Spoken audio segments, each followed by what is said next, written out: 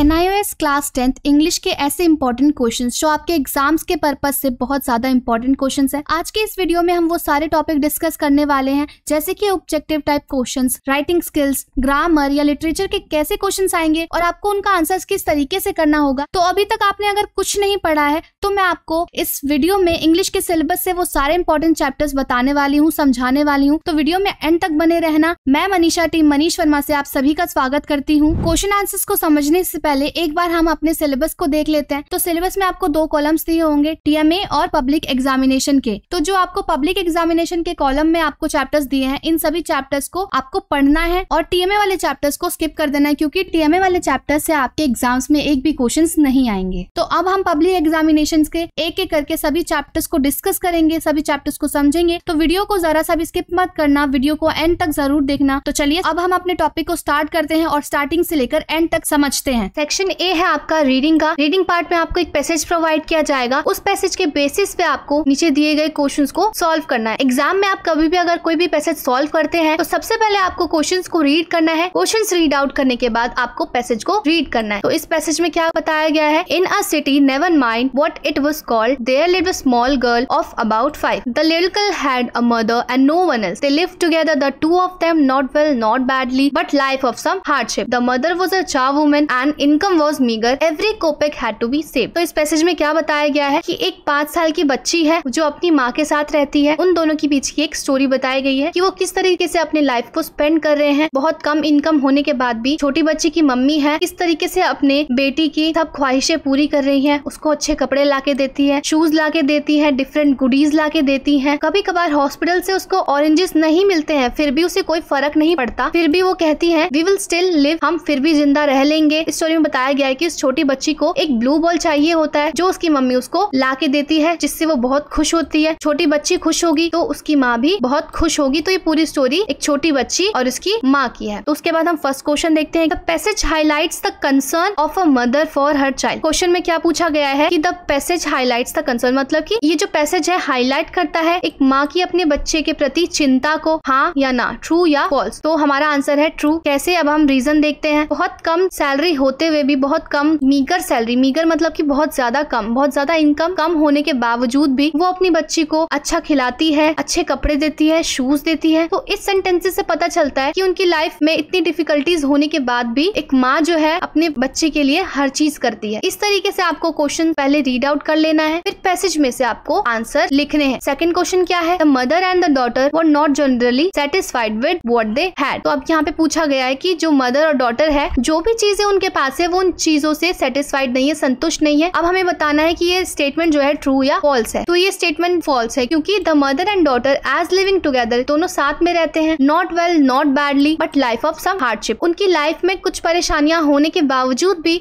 वो दोनों साथ में रहते हैं, खुशी से रहते हैं। थर्ड क्वेश्चन क्या है? The girl wanted to have candies. तो यहाँ पे पूछा गया है कि जो गर्ल है उसको कैंडीज चाहिए थी। तो ये स्टेटमेंट ट्रू है या फॉल्स? तो ये स्टेटमेंट फॉल्स है, क्योंकि गर्ल को एक ब्लू बॉल चाहिए थी, जो कि इस सेंटेंस में मैंने हाईलाइट किया हुआ है। The girl badly needed a wonderful blue ball. तो इस तरीके से ट्रू फॉल्स पूछा जा सकता है पैराग्राफ में से, पैसेज में से। तो आपको इस तरीके से क्वेश्चन रीड करके आंसर को सॉल्व करना है। जरूरी नहीं है कि एज इट इज क्वेश्चन मिल जाएगा, आपको कोई भी पैसेज दे दिया जाएगा, बट आपको तरीका यही इस्तेमाल करके क्वेश्चंस को सॉल्व करना है। तो अब हमने ट्रू फॉल्स कर लिए, अब हम वन वर्ड आंसर करेंगे, क्योंकि हम ऑब्जेक्टिव टाइप क्वेश्चंस कर रहे हैं। नेक्स्ट क्वेश्चन क्या है? What is the currency of Russia? Russia की करेंसी क्या है? कोपेक, जो कि पैसेज में यहाँ पे बताया गया है कि कोपेक जो है रशियन करेंसी है, उस टाइम में यूज की जाने वाली। सेकंड क्वेश्चन है how many members are there in a family? तो फैमिली में कितने मेंबर्स थे? 2 ही मेंबर थे, एक बच्ची थी और उसकी माँ थी। थर्ड क्वेश्चन क्या है? What did the mother do? Mother क्या करती थी? मदर एक चाववुमन थी। चाववुमन क्या होता है? जो एक किसी कंपनी में साफ सफाई का काम करते हैं। मदर यहाँ पे क्या करती थी? एक हॉस्पिटल में साफ सफाई का काम करती थी। तो इसी तरीके से आपको क्वेश्चंस प्रोवाइड किए जाएंगे और आपको आंसर्स भी इसी तरीके से करने हैं पैसेज में से। नेक्स्ट है हमारा section B, writing skills. Writing skills में आपको letter writing, formal letter, informal letter, notice writing, report writing, essay writing, email writing, इन सभी चीजों से रिलेटेड क्वेश्चंस पूछे जाएंगे ऑब्जेक्टिव और सब्जेक्टिव टाइप में। ऑब्जेक्टिव टाइप में आपको true false, fill in the blanks, one word question and answers पूछे जाएंगे, और सब्जेक्टिव टाइप में आपको एक प्रॉपर लेटर लिखने के लिए बोला जाएगा, लेटर टू एडिटर आएगा, फॉर्मल या इनफॉर्मल लेटर। इन दोनों में से कोई भी लेटर या कोई भी नोटिस राइटिंग, कोई भी report writing subjective type questions में पूछे जा सकते हैं। तो हम सबसे पहले करते हैं लेटर। लेटर 2 टाइप्स के होते हैं, formal letter, informal letter. Formal letter जब हम किसी ऑर्गेनाइजेशन में फॉर्मली कम्युनिकेट करते हैं तो हम फॉर्मल लेटर का यूज करते हैं। इनफॉर्मल लेटर हम किसी भी फ्रेंड को, अपने पेरेंट्स को, अपने रिलेटिव को इनफॉर्मल लेटर लिख सकते हैं। सबसे पहले फॉर्मल लेटर का फॉर्मेट करते हैं। फॉर्मल लेटर में सबसे पहले आपका आता है सेंडर्स एड्रेस। सेंडर्स एड्रेस में सबसे पहले आपको खुद की जानकारी देनी होती है, खुद का इन्फॉर्मेशन देना होता है सेंडर्स एड्रेस में, जैसे कि आपका नाम, आपका एड्रेस, आपका ईमेल एड्रेस, आपका फोन नंबर। देन उसके बाद आता है डेट कि आपने किस तारीख को ये लेटर लिखा है। फिर उसके बाद आता है रिसीवर का एड्रेस। रिसीवर एड्रेस क्या होता है? आप किसको लेटर भेज रहे हैं उसका एड्रेस। रिसीवर एड्रेस में सबसे पहले रिसीवर का नाम आएगा, टाइटल और पोजीशन आएगी, फिर उसके बाद कंपनी, देन उसका प्रॉपर एड्रेस, देन आपको सैल्यूएशन देना है, ग्रीटिंग्स देनी है, डियर सर या मैडम करके। फिर उसके बाद ओपनिंग पैराग्राफ करनी है कि आप किस पर्पज से ये लेटर लिख रहे हैं और आपको खुद को इसमें इंट्रोड्यूस भी करना है। देन आपका आएगा बॉडी पैराग्राफ, आपका मेन आइडिया क्या है। देन आपका आएगा क्लोजिंग पैराग्राफ। क्लोजिंग पैराग्राफ में आपको ओपनिंग पैराग्राफ और बॉडी पैराग्राफ की समरी लिखनी है। देन आपको लिखना है सिंसियरली, क्योंकि आप एक फॉर्मल लेटर लिख रहे हैं तो फॉर्मल लेटर लिखते टाइम आपको सैल्यूएशन लास्ट में देना मैंडेटरी है। या तो आप सिंसियरली यूज करिए या तो ओबीडियंटली यूज करिए। देन आपका नाम, देन सिग्नेचर। चाहे आपके एग्जाम में किसी भी तरीके से क्वेश्चन आ जाए, बस आपको ये फॉर्मेट को याद रखना है। इस फॉर्मेट को लेकर ही आपको उस क्वेश्चन को सॉल्व करना है। तो अब हम एक क्वेश्चन सॉल्व करके देखते हैं फॉर्मेट के हिसाब से। तो देखिए यहाँ पे आपको क्वेश्चन किसी भी तरीके से दे सकते हैं, फॉर्मेट आपको याद रखना है और उसी फॉर्मेट के हिसाब से आपको आंसर को अटेम्प्ट करना है। तो यहाँ पे क्वेश्चन क्या है? You are Aman Amita, librarian, public school, Hauz Khas, Delhi. Write a letter to Jindal publisher, Pratap Vihar, Delhi, to place an order for English to Hindi dictionaries, illustrated children's encyclopedia, fiction books, etc. for your school library. Request them for a catalog, discount offer, mode of payment and time taken for delivery in 150 to 200 words. तो यहाँ पे क्या पूछा गया है? आप अमन या अमिता है, एक लाइब्रेरियन, कहाँ पर? पब्लिक स्कूल हौज खास, दिल्ली में। सेंडर का एड्रेस दे दिया गया है, बोला गया है कि आपको एक लेटर लिखना है जिंदल पब्लिशर को। रिसीवर का एड्रेस हो गया। रिसीवर एड्रेस के बाद आपको एक ऑर्डर प्लेस करना है इन सभी बुक्स की स्कूल लाइब्रेरी के लिए। तो आप क्या रिक्वेस्ट कर रहे हैं? कैटलॉग रिक्वेस्ट कर रहे हैं इन सभी बुक्स की, और कितना आप डिस्काउंट देंगे, मोड ऑफ पेमेंट क्या रहने वाला है और टाइम कितना लगेगा डिलीवरी में। तो ये सारी क्वेश्चंस आपको इस तरीके से समझना है। तो कोई भी अगर आपके एग्जाम में क्वेश्चन किसी भी तरीके से आ जाएगा, क्वेश्चन आपको इसी तरीके से समझना है कि सेंडर्स एड्रेस है या नहीं, रिसीवर्स एड्रेस है या नहीं। फिर उसके बाद आपको आंसर स्टार्ट करना है। सबसे पहले हमारे फॉर्मेट में क्या आता है? सेंडर का एड्रेस। सेंडर्स एड्रेस मैंने आपको यहाँ पे फाइंड करके बता दिया सेंडर्स एड्रेस क्या है। तो आप यहाँ पे सेंडर्स का एड्रेस पूरा फिल कर लेंगे। अगर आपको डेट प्रोवाइड है क्वेश्चन पेपर में, वहां से आप डेट लिख सकते हैं, अदरवाइज आप अपनी एग्जाम डेट भी लिख सकते हैं। देन आपका रिसीवर का एड्रेस आएगा। रिसीवर्स एड्रेस के बाद अपनी मेन बॉडी को स्टार्ट करनी है सैल्यूएशन देने के बाद, डियर सर या मैडम। तो आपको सैल्यूएशन देना है क्योंकि आप फॉर्मल लेटर लिख रहे हैं। आपको अपनी लेटर की बॉडी स्टार्ट करनी है, यानी कि ओपनिंग पैराग्राफ लिख के कि I am writing to place an order on behalf of public school Hauz Khas Delhi for various book of enrich our school library. तो इसमें क्या बताया उन्होंने कि मैं पब्लिक स्कूल हौज खास से एक लाइब्रेरियन बात कर रही हूँ और मुझे ये सभी बुक्स के कैटलॉग आप प्रोवाइड कीजिए और इनका पेमेंट क्या रहने वाला है, अगर बल्क परचेज कर रहे हैं तो कोई डिस्काउंट है या नहीं, मोड ऑफ पेमेंट क्या रहने वाला है, डिलीवरी की डेट कब से कब तक रहने वाली है। तो ये सभी चीजें आप मेन बॉडी में बता दीजिए। फिर उसके बाद आपको क्लोजिंग करना है, क्या बोल के? Thank you for your attention, यानी कि हमारे मैटर पे अटेंशन देने के लिए थैंक यू। अगर आपको कोई अनदर इन्फॉर्मेशन चाहिए हमसे रिलेटेड तो आप हमें कॉन्टेक्ट कर सकते हैं। फॉर्मल लेटर लिख रहे हैं तो आपको फॉर्मेट में बताया गया था कि सिंसियरली या ओबीडियंटली का यूज करना है, मैंडेटरी होता है ये। उसके बाद आपको क्वेश्चन पेपर में नाम प्रोवाइड किया गया था, तो यहाँ पे आपको अमन या अमिता लिखना है, देन आपका सिग्नेचर। इसी तरीके से आपको फॉर्मेट के हिसाब से क्वेश्चन सॉल्व करना है। क्वेश्चन आपको चाहे किसी भी तरीके से दिया जाए, आपको फॉर्मेट को याद करना है, देन आपको क्वेश्चन को उसी फॉर्मेट के हिसाब से सॉल्व करना है। अब नेक्स्ट आता है हमारा objective type question. Answer the following question with reference to the context below. पहले वाले क्वेश्चन में बताया गया था कि आपको एक लेटर प्रॉपर तरीके से सॉल्व करना है, और इस क्वेश्चन में आपको क्या बताया गया कि एक रेफरेंस आपको दिया गया है लेटर का, आपको उसके हिसाब से ऑब्जेक्टिव टाइप क्वेश्चन यानी कि मल्टीपल चॉइस क्वेश्चन आपको करने हैं। तो यहाँ पे क्या बताया गया कि you are Raman Priya, a resident of 404 Indirapuram Ghaziabad UP, residents of your sector are worried and in trouble due to the open manhole. तो यहाँ पे क्या बोला गया है? आप रमन या प्रिया है, रेजिडेंट मतलब निवासी 404 इंदरपुरम गाजियाबाद के यूपी में। जो आपके घर के पास के निवासी हैं, आपके सेक्टर के निवासी जो हैं परेशान है क्योंकि वहाँ पे जो मैनहोल्स हैं, मतलब कि वहाँ की जो नालियां हैं वो खुली पड़ी हैं, जिससे डेडली एक्सीडेंट्स यानी कि एक्सीडेंट्स बहुत होते जा रहे हैं। तो आपको एक लेटर लिखना है नेशनल डेली। नेशनल डेली क्या होता है? राष्ट्रीय दैनिक, यानी कि आपको कोई भी नॉन न्यूज़पेपर को एक लेटर लिखना है। किससे रिलेटेड लेटर लिखना है? आपको हाईलाइटेड करना है इश्यूज को। इशू को आप as soon as possible solve कर दीजिए। तो ये आपको एक पूरा रेफरेंस एक बता दिया गया है। फिर उसके बाद इस रेफरेंस के हिसाब से आपको इस क्वेश्चन को करना है। सबसे पहला क्वेश्चन क्या है, सिलेक्ट द एप्रोप्रिएट सब्जेक्ट। तो हमने रेफरेंस पढ़ लिया था, अब हमें इसका एक एप्रोप्रिएट सब्जेक्ट बनाना है। तो सबसे पहले हम एप्रोप्रिएट सब्जेक्ट क्या देखेंगे, बेनिफिट्स ऑफ ओपन मैनहोल। कोई अगर बेनिफिट्स बताया गया है तो ये प्रॉपर सब्जेक्ट है या नहीं, तो ये हमारा प्रॉपर सब्जेक्ट नहीं है, क्योंकि यहाँ पे परेशानी बताई हुई है। तो हमारा आंसर है प्रॉब्लम ऑफ ओपन मैनहोल्स, क्योंकि यहाँ पे ओपन मैनहोल्स की परेशानी बताई हुई है जिससे कि डेडली एक्सीडेंट हो रहे हैं। तो इस तरीके से आपको रीड करने के बाद ये क्वेश्चंस पढ़ के आंसर सॉल्व करने हैं। इसी तरीके से आपको एग्जाम्स में भी कोई भी रेफरेंस पूछा जाएगा, इसी रेफरेंस के बेसिस पे आपको नीचे दिए गए क्वेश्चंस को कंप्लीट करना है। नेक्स्ट क्वेश्चन है, what is written on the top of the editor's letter on the left side. मतलब कि जो एक एडिटर का लेटर या कोई भी लेटर होता है तो सबसे टॉप पर हम क्या लिखते हैं, सबसे टॉप पर हमारा मैंडेटरी है लेफ्ट साइड में सेंडर का एड्रेस लिखते हैं। Right answer sender's address. Next question है, which of these is the right format of writing a date in all the formal letter. यहाँ पे पूछा गया है फॉर्मल लेटर में जो हम डेट लिखते हैं उसका राइट वे यानी कि राइट फॉर्मेट क्या है। तो हमारा राइट आंसर है option D, both B and C. इन दोनों तरीके से हम एक फॉर्मल लेटर में डेट को लिखते हैं, तो ये हमारा एक राइट फॉर्मेट है एक फॉर्मल लेटर में डेट लिखने का। उसके बाद हम करते हैं फॉर्मेट ऑफ इनफॉर्मल लेटर। मैंने आपको पहले ही बता दिया था कि इनफॉर्मल लेटर क्या होता है। इनफॉर्मल लेटर में हम अपने पेरेंट्स को लेटर लिखते हैं, अपने फ्रेंड्स को लेटर लिखते हैं, अपने रिलेटिव्स को लेटर लिखते हैं। तो अब हम इनफॉर्मल लेटर का फॉर्मेट देखते हैं। तो सबसे पहले क्या आता है, आपका एड्रेस यानी कि सेंडर का एड्रेस आएगा। फिर उसके बाद आता है डेट ऑफ राइटिंग कि आपने किस तारीख को ये लेटर लिखा है। देन आपका ग्रीटिंग या सेलिब्रेशन, किस तरीके से ग्रीट करके आप उस लेटर की ओपनिंग कर रहे हैं। जैसे कि यहाँ पे एग्जांपल दिया हुआ है, dear Rahul, I hope my letter finds you. Celebration के बाद आपको इनफॉर्मल लेटर होता है, उसका टोन बहुत ही पर्सनल टोन होता है, हम इसमें कैजुअली बात कर सकते हैं। पैराग्राफ 1 में आप अपने लेटर का पर्पस लिखेंगे कि आपने वो लेटर क्यों लिखा है। फिर पैराग्राफ 2 में आप पूरी उसकी डिटेल देंगे कि मैंने लेटर इसलिए लिखा है, रीजंस आप बताएंगे इसमें। देन आपको पैराग्राफ 3 में इन दोनों का कंक्लूजन लिखना है, मतलब कि क्लोजिंग करनी है। देन आपको सेलिब्रेशन देना है, विद लव योर्स ट्रूली, यहाँ पे क्लोजिंग कर देंगे क्योंकि ये इनफॉर्मल लेटर है। देन आपका नाम। इस तरीके से आपको क्वेश्चन सॉल्व करना है। अगर आपको एग्जाम में कोई भी इस तरीके से क्वेश्चन दिया जाएगा इनफॉर्मल लेटर का, तो आपको इनफॉर्मल लेटर का फॉर्मेट याद रखना है, उसके बेसिस पे आपको वो क्वेश्चन को सॉल्व करना है। सबसे पहले ऑब्जेक्टिव टाइप क्वेश्चन देख लेते हैं इसका। Which of the following is a characteristic of an informal letter. यहाँ पे पूछा गया है कि इनफॉर्मल लेटर का एक कैरेक्टरिस्टिक क्या है। Elaborate vocabulary, lengthy paragraphs, right sentence structure या कैजुअल टोन। फॉर्मेट में हमने देखा था इनफॉर्मल लेटर होता है तो उसमें हम कैजुअल टोन का यूज कर सकते हैं। तो इसका आंसर क्या है, option D, casual tone and language. तो ऑब्जेक्टिव टाइप में आपको इस तरीके से क्वेश्चन पूछे जाएंगे। अब हम एक लेटर सॉल्व करके देखते हैं इनफॉर्मल लेटर का। सबसे पहले आपका सेंडर का एड्रेस आएगा, यानी कि आपका खुद का एड्रेस आएगा। अगर क्वेश्चन में प्रोवाइडेड है आप क्वेश्चन में से एड्रेस लिखिए, अगर क्वेश्चन में प्रोवाइडेड नहीं है तो आप कुछ भी XYZ लिख सकते हैं। सेलिब्रेशन आप डियर करके या नाम के साथ यूज कर सकते हैं। डियर विष्णु यहाँ पे यूज किया गया है। पहले आपको ओपनिंग पैराग्राफ करना है। ओपनिंग पैराग्राफ में आप खुद को इंट्रोड्यूस करेंगे, देन उसके बाद उसका पर्पस बताएंगे कि मैंने इस कारण से ये लेटर लिखा है। देन आपका लेटर का बॉडी आएगा, फिर इसके बाद क्लोजिंग आएगी कुछ इस तरीके से। देन आपका सेलिब्रेशन की बेस्ट विशेष मेरी तरफ से, योर्स ट्रूली। इनफॉर्मल लेटर में हम कैजुअल टोन का यूज कर सकते हैं, योर्स ट्रूली। देन आपका नाम सारा या सिद्ध। तो आपका फॉर्मल और इनफॉर्मल लेटर यहीं पे कंप्लीट होता है। इसी तरीके से दोनों लेटर करना है। दोनों लेटर के फॉर्मेट आपको याद रख लेने हैं कि फॉर्मल लेटर में एक प्रॉपर फॉर्मेट होता है और इनफॉर्मल लेटर में प्रॉपर फॉर्मेट की नीड नहीं होती है। अगर आपको पेपर में किसी भी तरीके से क्वेश्चन पूछा जाए तो बस आपको क्या करना है, दोनों लेटर्स के फॉर्मेट को याद करना है और फॉर्मेट के हिसाब से, फॉर्मेट के तरीके से आपको उस क्वेश्चन को सॉल्व करना है। नेक्स्ट है हमारा नोटिस राइटिंग,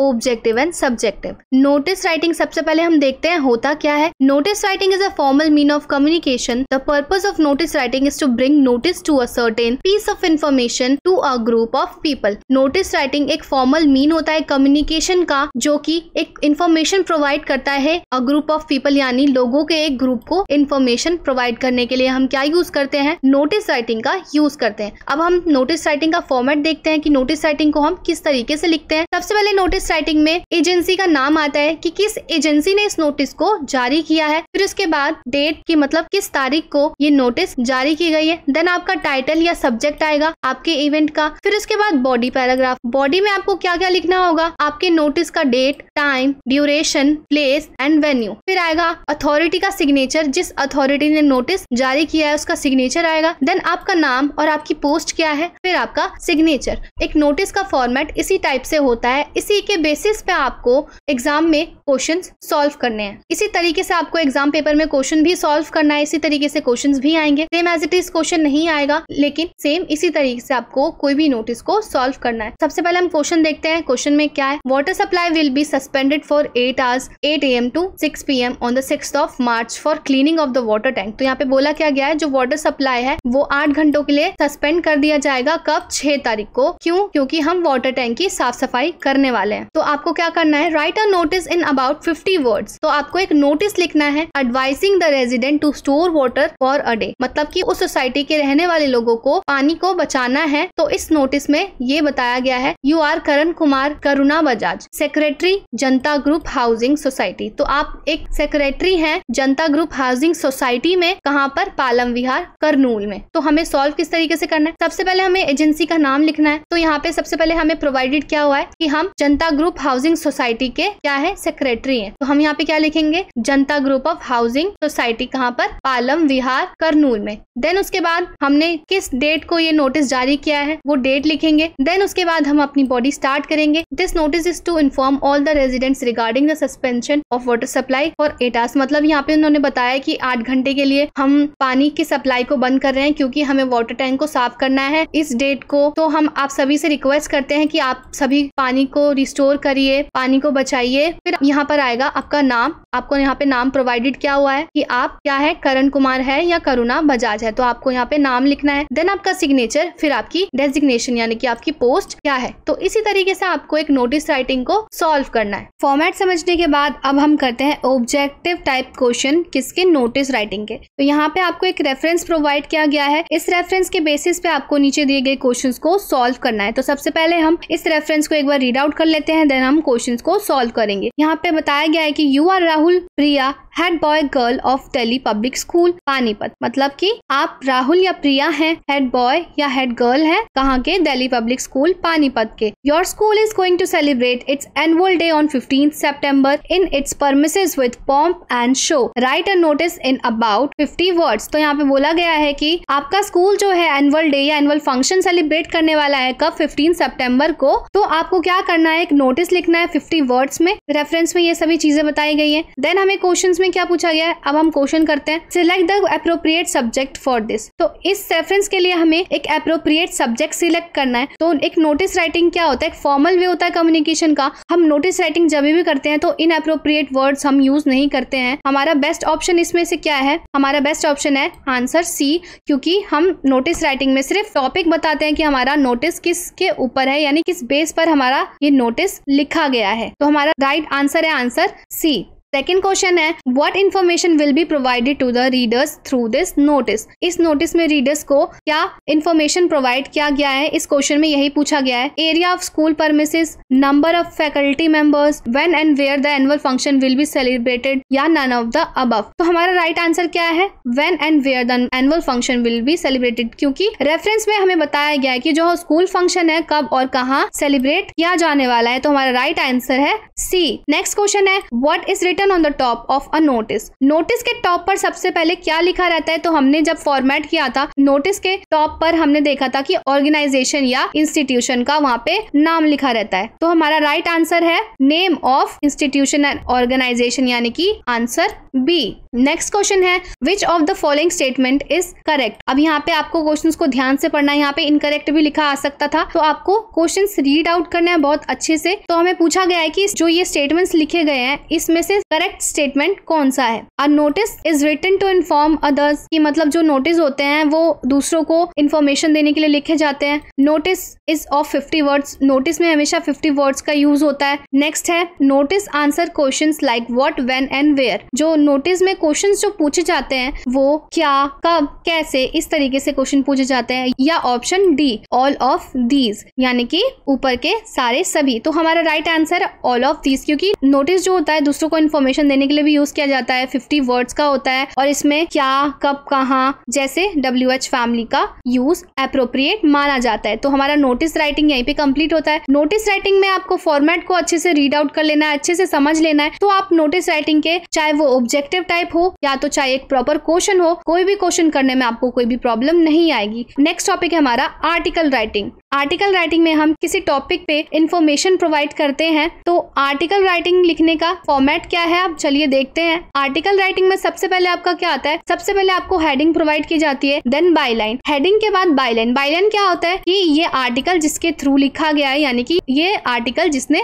लिखा है। फिर उसके बाद आपको आर्टिकल में इंट्रोडक्शन लिखना रहता है कि आप इस आर्टिकल में किसके बारे में लिख रहे हैं, ये आपको इंट्रोडक्शन में बताना होता है। देन आपका पैराग्राफ 2 आता है, इसमें आप प्रॉब्लम्स बताते हैं या बेनिफिट्स बताते हैं। देन आपका आता है पैराग्राफ 3, इसमें आप प्रॉब्लम्स के सॉल्यूशंस देते हैं, यानी कि उसका कंक्लूजन निकाल सकते हैं, यानी कि हम इस प्रॉब्लम को किस तरीके से सॉल्व कर सकते हैं या हम किस तरीके से इसको अपने लिए बेनिफिशियल बता सकते हैं। तो पैराग्राफ 3 क्या होता है, सॉल्यूशन एंड कंक्लूजन्स का। तो आर्टिकल राइटिंग का फॉर्मेट इसी तरीके से होता है। अब हम एक क्वेश्चन करके देखते हैं। India is a land of diversity, one way in which it makes us feel proud of it is the number of festival we enjoyed. Write an article in 150 to 200 words on festival of India. तो अब यहाँ पे बोला गया है कि आपको festivals लिखने हैं, किसके, इंडिया के फेस्टिवल्स के बारे में आपको एक आर्टिकल लिखना है। आप क्या है, करण या आयशा है। तो हम किस तरीके से लिखेंगे, सबसे पहले हमारा आर्टिकल राइटिंग में क्या आता है, आर्टिकल राइटिंग में हमारा सबसे पहले आता है टाइटल। तो टाइटल हमने क्या दे दिया, सेलिब्रेटिंग डाइवर्सिटी, क्योंकि हमें क्वेश्चन में यहाँ पे प्रोवाइड किया गया कि India is a land of diversity. तो हमने टाइटल में यहाँ पे लिख दिया कि celebrating diversity the festival of India. By यानी कि बाय लाइन में हम क्या लिखते हैं, बाय लाइन में हम यानी कि जिसने ये आर्टिकल लिखा है। देन हम इंट्रोडक्शन स्टार्ट करते हैं। Just like India often held as a land of diversity, तो इंट्रोडक्शन में आप इंडिया के फेस्टिवल के बेनिफिट्स बता देंगे। सेकेंड और थर्ड पैराग्राफ में आप उन सभी फेस्टिवल के बारे में डिस्क्राइब कर सकते हैं। देन लास्ट में आप क्लोजिंग करेंगे, किस तरीके से ये सेलिब्रेटेड हम करते हैं और हमें कितना खुशी मिलता है फेस्टिवल को सेलिब्रेट करने में। तो इस तरीके से हम एक आर्टिकल राइटिंग को सॉल्व करते हैं। तो अब हम करते हैं objective type question. Objective type question में आपको क्वेश्चन किस तरीके से दिया गया है, आइए देखते हैं। Read the text carefully and answer the following question. तो यहाँ पे आपको एक टेक्स्ट दिया गया है, आपको इस टेक्स्ट या इस आर्टिकल को पढ़ के आपको नीचे दिए गए क्वेश्चंस को सॉल्व करना है। तो आर्टिकल हम पढ़ लेते हैं, क्या है, the global shift towards plant based diets is gaining momentum driven by concern over personal health and environmental sustainability with a growing body of scientific evidence highlighting the health benefits of plant-based eating. More individuals are choosing to embrace the dietary lifestyle. तो इसमें क्या बताया गया है कि जो आजकल की जनरेशन है, आजकल का जो ग्लोबल शिफ्ट है वो कहाँ पे ज्यादा बढ़ गया है, प्लांट बेस्ड डाइट की तरफ ज्यादा बढ़ गया है। उनको अपने पर्सनल हेल्थ की ज्यादा फिक्र होने लगी है, तो वो किसकी तरफ मूव कर गए हैं, प्लांट बेस्ड डाइट यानी कि प्लांट से बने फूड की तरफ। तो इस पूरे आर्टिकल में इसी चीज के बारे में बताया गया है। तो हम क्वेश्चन आप किस तरीके से सॉल्व करेंगे, क्वेश्चंस देखते हैं। Select the option that list N appropriate title for this article. इस आर्टिकल के लिए आपको एक एप्रोप्रिएट टाइटल सिलेक्ट करना है। तो आप ऑप्शंस देखते हैं। The environmental impact of animal agriculture, इसमें एनिमल एग्रीकल्चर के बारे में तो कुछ भी नहीं बताया गया, तो हमारा ये फर्स्ट ऑप्शन बिल्कुल गलत है। सेकेंड ऑप्शन देखते हैं, प्लांट बेस्ड डाइट और हेल्दी एंड सस्टेनेबल चॉइस। तो हमें आर्टिकल में एक प्लांट बेस्ड डाइट और हेल्दी और सस्टेनेबल चॉइस के बारे में ही बताया गया है। तो हमारा इस आर्टिकल के लिए बेस्ट टाइटल क्या रहेगा, ऑप्शन बी। तो हमारा option B is correct answer. Next question देखते हैं, what should the first paragraph of an article be all about. तो आर्टिकल का जो पहला पैराग्राफ होता है वो किसके ऊपर होना चाहिए, अ कंक्लूजन, कॉन्सिक्वेंसेस, स्टैटिस्टिक्स या brief introduction of the topic. हमारा जो फर्स्ट पैराग्राफ होता है वो एक ब्रीफ इंट्रोडक्शन होता है टॉपिक का, जो हम टॉपिक नीचे लिखने वाले होते हैं उसका एक ब्रीफ इंट्रोडक्शन हम लिखते हैं हमारे पैराग्राफ 1 में। तो हमारा राइट आंसर क्या है, राइट आंसर है आंसर डी, यानी कि brief introduction of the topic. Next question है, which of the following is an important consideration when selecting a title for an article. एक आर्टिकल को सिलेक्ट करते टाइम हमें किन बातों का ध्यान रखना चाहिए। फर्स्ट ऑप्शन है, making the title as long as possible to include all relevant keywords. मतलब कि बोला गया है कि हमें टाइटल को बहुत लॉन्ग रखना चाहिए, तो ये बिल्कुल ही गलत आंसर है। B, using ambiguous language to generate curiosity. Ambiguous language मतलब कि ऐसे लैंग्वेज जिनका बहुत सारा मतलब निकले, तो ये ऑप्शन भी बिल्कुल गलत है, क्योंकि हमारा जो आर्टिकल होना चाहिए उसका जो टाइटल होता है वो बिल्कुल क्लियर होना चाहिए, जिससे रीडर्स को पता चले कि हम एक आर्टिकल में लिखने क्या वाले हैं। नेक्स्ट ऑप्शन है, ensuring the title accurately reflects the content of the article. तो इसमें बताया गया है कि जो हमारा टाइटल होना चाहिए वो हमारे आर्टिकल को रिफ्लेक्ट करते हुए होना चाहिए, यानी कि हम उस आर्टिकल में क्या बता रहे हैं, तो हमारा टॉपिक भी यानी कि हमारा टाइटल भी उसी से रिलेटेड होना चाहिए। तो हमारा राइट आंसर है answer C, ensuring the title accurately reflects the content of the article. Next question हमारा, what role does the conclusion play in an article? एक आर्टिकल में कंक्लूजन क्या रोल प्ले करता है, इसमें ये पूछा गया है। तो आंसर है हमारा, the conclusion summarise the main points, build up the main argument and leaves a lasting impression on the reader. तो इसमें बोला गया है कि कंक्लूजन जो है हमारे आर्टिकल की समरी को बताता है, मेन पॉइंट्स को बताता है, बिल्डअप करता है मेन आर्ग्यूमेंट को, और एक रीडर्स पे एक इंप्रेशन लास्ट करता है कि मतलब उस आर्टिकल को पढ़ने के बाद रीडर्स पे क्या इंप्रेशन पड़ा है। तो यहाँ पे हमारा आर्टिकल राइटिंग कंप्लीट होता है। तो इसी तरीके से आपको ऑब्जेक्टिव टाइप भी करने हैं और सब्जेक्टिव टाइप भी करने हैं। फॉर्मेट आपका आर्टिकल का सेम रहेगा। इसी बेसिस पे आपको कोई भी क्वेश्चन दिया जा सकता है, आपको बस फॉर्मेट याद रखना है और उसके हिसाब से आपको आर्टिकल राइटिंग सॉल्व करना है। नेक्स्ट है हमारा एसे राइटिंग। एसे राइटिंग भी आर्टिकल राइटिंग के जैसे सेम होता है। इसमें हम इस टॉपिक से रिलेवेंट इंफॉर्मेशन बताते हैं या उसके बारे में कुछ चीजें बताते हैं। तो सबसे पहले हम एसे का फॉर्मेट देख लेते हैं। एसे का फॉर्मेट क्या है? सबसे पहले आता है हमारा इंट्रोडक्शन। हमें उस टॉपिक के बारे में थोड़ा सा इंट्रोडक्शन देना होता है। थीसिस स्टेटमेंट कि हम उसके बारे में हम क्या क्या स्टेटमेंट दे रहे हैं, क्या क्या स्टेटमेंट बनेगा, क्या क्या स्टेटमेंट है। फिर उसके मेन आइडियाज कि मतलब उस टॉपिक के main ideas, main benefits, main problems क्या है, देन उन प्रॉब्लम्स का या आइडियाज का सोल्यूशन क्या है या कंक्लूजन क्या है। तो कंक्लूजन में हम ये सभी चीजें लिखते हैं। तो हमें क्वेश्चन यहाँ पे दिया गया है, right an essay on the impact of technology on modern education in 200 words. तो आपको इस एसे में बताना है कि एक मॉडर्न एजुकेशन पे टेक्नोलॉजी का इम्पैक्ट किस तरीके से पड़ा है। तो सबसे पहले हम क्या करेंगे, इंट्रोडक्शन पार्ट करेंगे कि हमें बताना है कि अगर हम टेक्नोलॉजी का इस्तेमाल एजुकेशन में करेंगे तो किस तरीके से करेंगे या किस तरीके से उसके स्टार्टिंग करेंगे। फिर हम मेन आइडियाज में बताएंगे, मेन पॉइंट्स में बताएंगे उसके बेनिफिट्स या उससे क्या क्या प्रॉब्लम हो सकते हैं। फिर हम कंक्लूजन में बताएंगे कि उन प्रॉब्लम से हम किस तरीके से सॉल्व उनको कर सकते हैं या बेनिफिट्स और किस तरीके से हमें प्रोवाइड किए जा सकते हैं। तो कंक्लूजन में हम ये सभी चीजें लिखेंगे। तो हमारा एसे यहाँ पे कंप्लीट होता है। देन अब हम एसे के ऑब्जेक्टिव टाइप क्वेश्चंस करेंगे। तो यहाँ पे क्या पूछा गया है क्वेश्चन में कि what tense is a commonly used when writing an essay, कि मतलब कि एक एसे लिखते टाइम हमें कौन से टेंस का यूज करना चाहिए, present tense, past tense, future tense, या it depends on the topic, या कि वो टॉपिक पे डिपेंड करता है। तो हमारा राइट आंसर क्या रहेगा?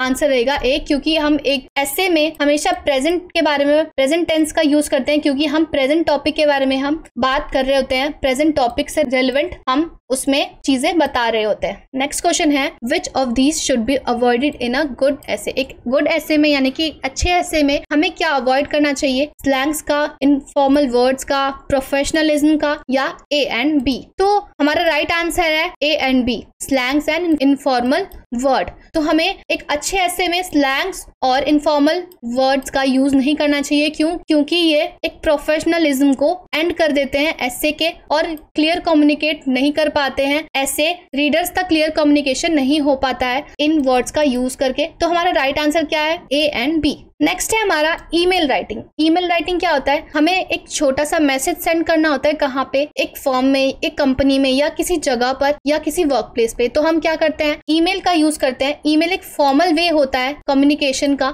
ईमेल का फॉर्मेट सबसे पहले देख लेते हैं। यहाँ पे क्या आता है? तो सबसे पहले आपको क्या लिखना होगा? टू में आप क्या लिखते हैं? रिसीवर का एड्रेस, यानी आप जिसको मैसेज भेज रहे हैं आप उसका एड्रेस लिखते हैं। देन डेट लिखते हैं कि आप किस दिन को ये मैसेज भेज रहे हैं, यानी कि ईमेल भेज रहे हैं। फिर उसके बाद सब्जेक्ट, आपका सब्जेक्ट लिखने का पर्पस क्या है, आप क्यों लिख रहे हैं ये मेल, तो आपका सब्जेक्ट आएगा। देन आप एक ब्लैंक लाइन लीव करते हैं। उसके बाद आप सैल्यूएशन देते हैं, डियर या रिस्पेक्टेड सर। फिर उसके बाद आपका क्या आएगा? बॉडी, कि आपका पर्पस क्या है लिखने का, आप क्या कहना चाहते हैं। तो बॉडी में ये सभी चीजें आपकी आ जाएंगी। देन आपका क्या आएगा? कम्प्लीमेंट्री क्लोजिंग, यानी कि विद रिगार्ड्स, या अगर आप किसी फ्रेंड को लिख रहे हैं, ये मोस्टली फॉर्मल होते हैं तो हम इसको हमेशा रिगार्ड से या सिंसियरली से हम सैल्यूएशन का इसमें यूज करते हैं। देन आपका क्या आएगा? सेंडर्स नेम, मतलब जिसने लिखा है उसका नाम। तो एक ईमेल का फॉर्मेट कुछ इस तरीके से रहता है। अब हम क्वेश्चन सॉल्व करके देखेंगे। Write an email informing your employees about the change in your work timing. You are Kriti, manager at G company. तो यहाँ पे बोला गया कि आपको एक ईमेल लिखना है, क्या बताते हुए कि आपकी कंपनी का जो वर्किंग टाइम है वो चेंज हो गया है और आप क्या है? कृति है, मैनेजर कहाँ पर? एक जी कंपनी में। तो आपको मेल लिखना है। तो फॉर्मेट में आपको क्या पहले बताया गया था कि